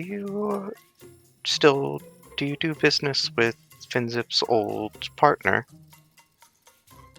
And so he still has a screwdriver in his mouth, but he can't really see, so he puts a lantern in your chest, and he's like trying to look at something, and Just all it's the like, joints are glowing. yeah, it's like there's just light. You guys are looking at this from like a couple of feet away, and it's like Vio is just glowing out of every crack and crevice that is on him in a very weird way. And so he just has like a screwdriver in his mouth. He goes, "You mean sonar? That bastard?" He's just cranking something in your mouth, in your chest. He goes, "Santar? Yeah. No, I haven't done business with him. Why?" Oh, perfect. In that case, it was his new warehouse that blew up. He like pulls his arms out of your chest and sits back and he goes, "You blew up Vinzip's laboratory. The new factory house." Not Finzip's. I'm sorry. Yeah, correct. Santar. Yes. You blew up I knew I liked you. I guess What is it? Finzip- I didn't think he had this in him. I thought he just wanted to He disappear. he doesn't. We had a bit of a disagreement when Okay, that makes more sense. Finzip's not the hire an assassin type. Let alone No. make an assassin. Well, is that. Well, I was trying to get rid of the man. that's fine with me, honestly. No, I don't really do much business with him. The constructs that he is selling are immensely expensive and are really only owned by the elite of the city. So, Did he? Yeah? Are there a lot of the constructs here? I heard there's a few. So, I have some friends that live down in Phandalin, and we write often enough that it seems that the prices of the models he's selling of late have prices altered based on location. Everything in the Corbaldor is very, very expensive, and it seems incredibly cheaper in places like Phandalin or Dornwick or even so far down as Agarine. seems like the major cities get charged some sort of a tax or just a surcharge in order to probably make more money, if I'm being honest. But no, I've stayed far away from him after what he did to my town, and he looks at his arm and his legs, he goes, me. So no, I don't really care for the bastard. But what happened? To me? Yes, I don't entirely know the whole story. Finzip never really talked about the past much. Yes, that makes sense. Well, I have to move your core around a little bit, but I'll tell you the story. And so for the next 10 or so minutes, you guys are all kind of listening into this, and some of you are playing with, like, the toys around the shop. And Lepham explains that he used to live in a town called Dornwick, which, to anyone who is relatively familiar with the continent, is one of the two cities directly south of Corbaldor. First is Phandalin on the lakeside, and towards the Harenglade Mountains to your southeast, or southwest rather, is a city called Dornwick. And Dornwick had a very large, it was explained publicly as a terrorist attack, where individuals from this rogue group basically tried to destroy the town, and in doing so set off a massive explosion. What Lepham explains is that he and a group of individuals, along with Finzip, attempted to remove a magical antenna that was set up in the town, and when they tried to destroy it, someone set off some sort of magical glyph that sent Lepham and his team flying from the building. It was a high-level explosion spell, and he just kind of waves his arm and leg. He goes, "They almost took all of me, but they only got 3/4. 3/8, maybe. 3/7. And he just kind of goes into that a little bit, and you just kind of get a little bit more information that, like, he was a part of this thing, this rebel group that Finzip was also a part of. But yeah, that's kind of the story that he explains from that. And as he's kind of coming to the conclusion of it, you'll feel a little bit reinvigorated on, like, a way that you haven't really experienced before, VO. You feel your core lock into place, and Lepham just kind of finishes, he solders a couple more things, he, pounds in a couple of last-minute, like, nails, finishes a screw, tightens a bolt, and closes the chassis that you have. You feel probably close to, like, 90% of where you were last time, like, prior to the explosion. Lepham very clearly knew a lot about your internals and how you operate. Was it? This is perfect, Lepham. Thank you. Of Did- course. I'm glad did I Finzip- could help. It's appreciated. I didn't know. Did you help Finzip with the designs? No. In my old days, I was more of acquisitions. Some of the earlier models required rarer material, which took me away to different places to try and gather some resources. It's how I became connected enough to kind of build together a group that could try and take on what could only end in disaster. The Centaur.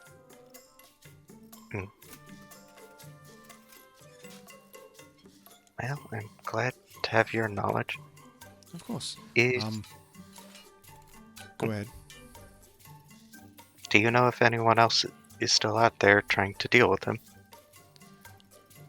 With Sandar or with Finzip? Sundar. Or also Anyone. if you know of anyone going after Finzip. I mean, the smear campaign was effective. Many people are dealing with Santar, whether him directly or through the company that is selling the constructs. But yeah, as for anything else, it's no one really deals with Finzip anymore. He's been pretty much blacklisted in most places.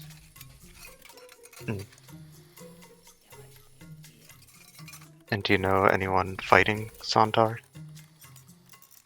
Fighting him? No, not really. You, now that I've understood how something so precise could have gone wrong in that factory explosion, but no, not anyone else that I know of. That's alright. Well, was it? I'll have to figure something out then. Yeah. If I need help, may I come back? Of course, you're always welcome here. There's no charge for the repairs either. You're a friend of Finzip is a friend of mine. Thank you, Letham. But I'll let you know, or whenever I get back, I'll let him know that you're doing well. Wonderful. Please do. If there's anything anyone else needs, please let me know. And if not, I'm going to get back to some of the work that I have to catch up on. All right. Was it Rio will get up and just check over their body? You feel 90%. A lot of your dents have been hammered out. A lot of your internals are just taking a little bit smoother. It's, you have full range of motion in your arms now. I have to go back and look we might have to talk about I don't remember what exactly we gave VO prior to, but we can figure out the list of what is still working on him later. Yeah. Is there anything anyone else wants to do in the shop, or you guys are good? I'm good. Nothing else for me. Any other shops that we want to go to? I got no money left.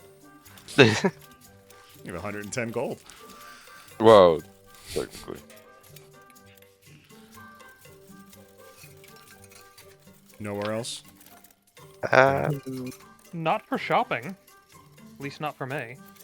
Okay. Do I remember how much the poison cost? Because I will say the basic poison sells for 110, but I don't know if that is or not 110. It sells for 100 from what it's the price thing lists it as. But I don't know if that includes materials or I don't know how that works. I don't know if we ever gave it a price for the poison. No, I don't think we did. I think that would be a case-by-case basis, because if you're trying to make something to sell, Yeah, then that would there be might be a well, it would be a price for the materials, and then you roll for quality, kind of thing. Okay. But I don't know what. Let's see if there's a materials list for it.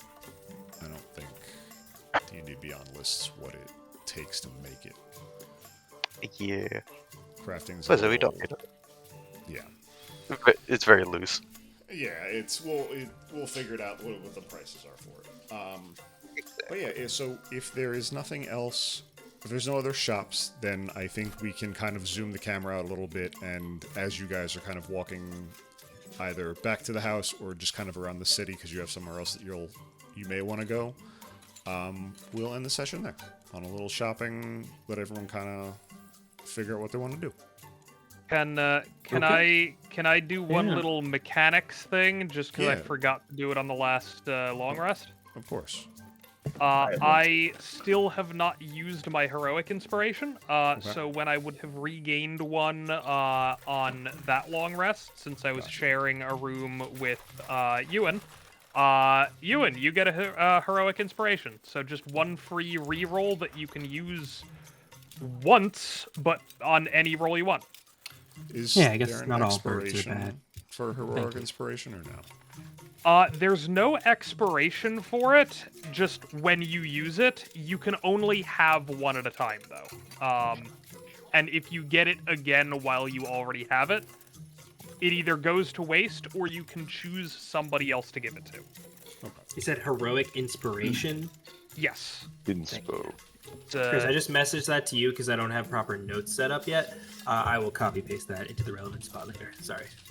It's one of those things that in base 5e was kind of an optional rule that they just kind of built into certain parts of, like, I guess the regular rules, one of them being humans. So, like, kind of the main ability that human gets is you get a free heroic inspiration at the start of each day, and if you don't use it, you can give one to your party members. Cool. Sweet. Cool. Thank you. Yeah, so Jordan, you can mark that on your character sheet with a little star. Yeah, if Next you to open your the level? character sheet, yeah, it's like at the top right next to your Yeah, level. just to the left, you can click that to turn it on. Ah, I see. Yeah, What happens if I click it again? It turns out. Okay. it goes away. Yeah. Gotcha. Okay, it is on.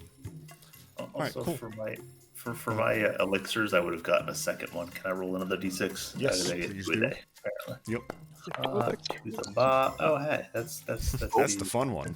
That's the fun one. Okay. I'm gonna choose 5. Yeah, 5. That's the fun. Yeah. Yeah, that's fair. That's a good one. Yeah. All right, cool. Then if there's nothing else, then we can call it there. Nice job, everybody. Great work. Role play, y'all We're get some. running Y'all got some good rewards. You turned into Oh, snails. yeah. We've upgraded some weapons. We've been given Yeah. abilities to make glamour, and yeah. got a house, and we got to The figure out how to get important into a party. Yeah, Yeah. Was and Vio's no longer dented. correct. No He longer doesn't look like almost he was in a dead. fender bender. Yeah. Also, just to clarify something, because I can assume the way that you want to rule this, but I do just want to get this for sure from you. With the spellcasting focus, that deals an additional 1d4 cold damage. I assume that is 1d4 to the first damage roll of a spell that you cast with it. So, Correct. if this is like a magic missile or something where it's It's you know, one. okay, I'm gonna hit with 5 little things, I'm not gonna get a d4 on every one of those. Just No, double it's magic just missiles. the first one. Yeah. And, Yeah, okay. And for the upgrades, it was either the damage one or there was something that was like regain a first level. Yeah, so if you're doing a spellcasting focus, you can Yeah. either do the +1 to attack and damage and 1d4 elemental damage, or you can bind it to basically give you one extra level 1 spell slot that you can, or it gives you like a recharge. Treat it like the Ring of Spellcasting kind of thing, where it's like every long Gotcha. rest you get one additional first level you can renew. Got it. Okay. And if you want to do that one, just let me know. Like it's Yeah, the same I'm- price. It's up to you about what mechanically Yeah. helps you more. It makes sense. I'll think about it. I'm a half. I mean, Artificer's kind of a half caster, so Yeah. first level might be honestly more value. Yeah, that's kind of why I was don't- like, it's gonna work a little bit one way or the other, just because some people may prefer or be able to deal more damage with an extra spell slot as opposed to Yeah. possibly an extra 4 damage. Yeah, that makes sense. But Yeah. I will Like- think about it.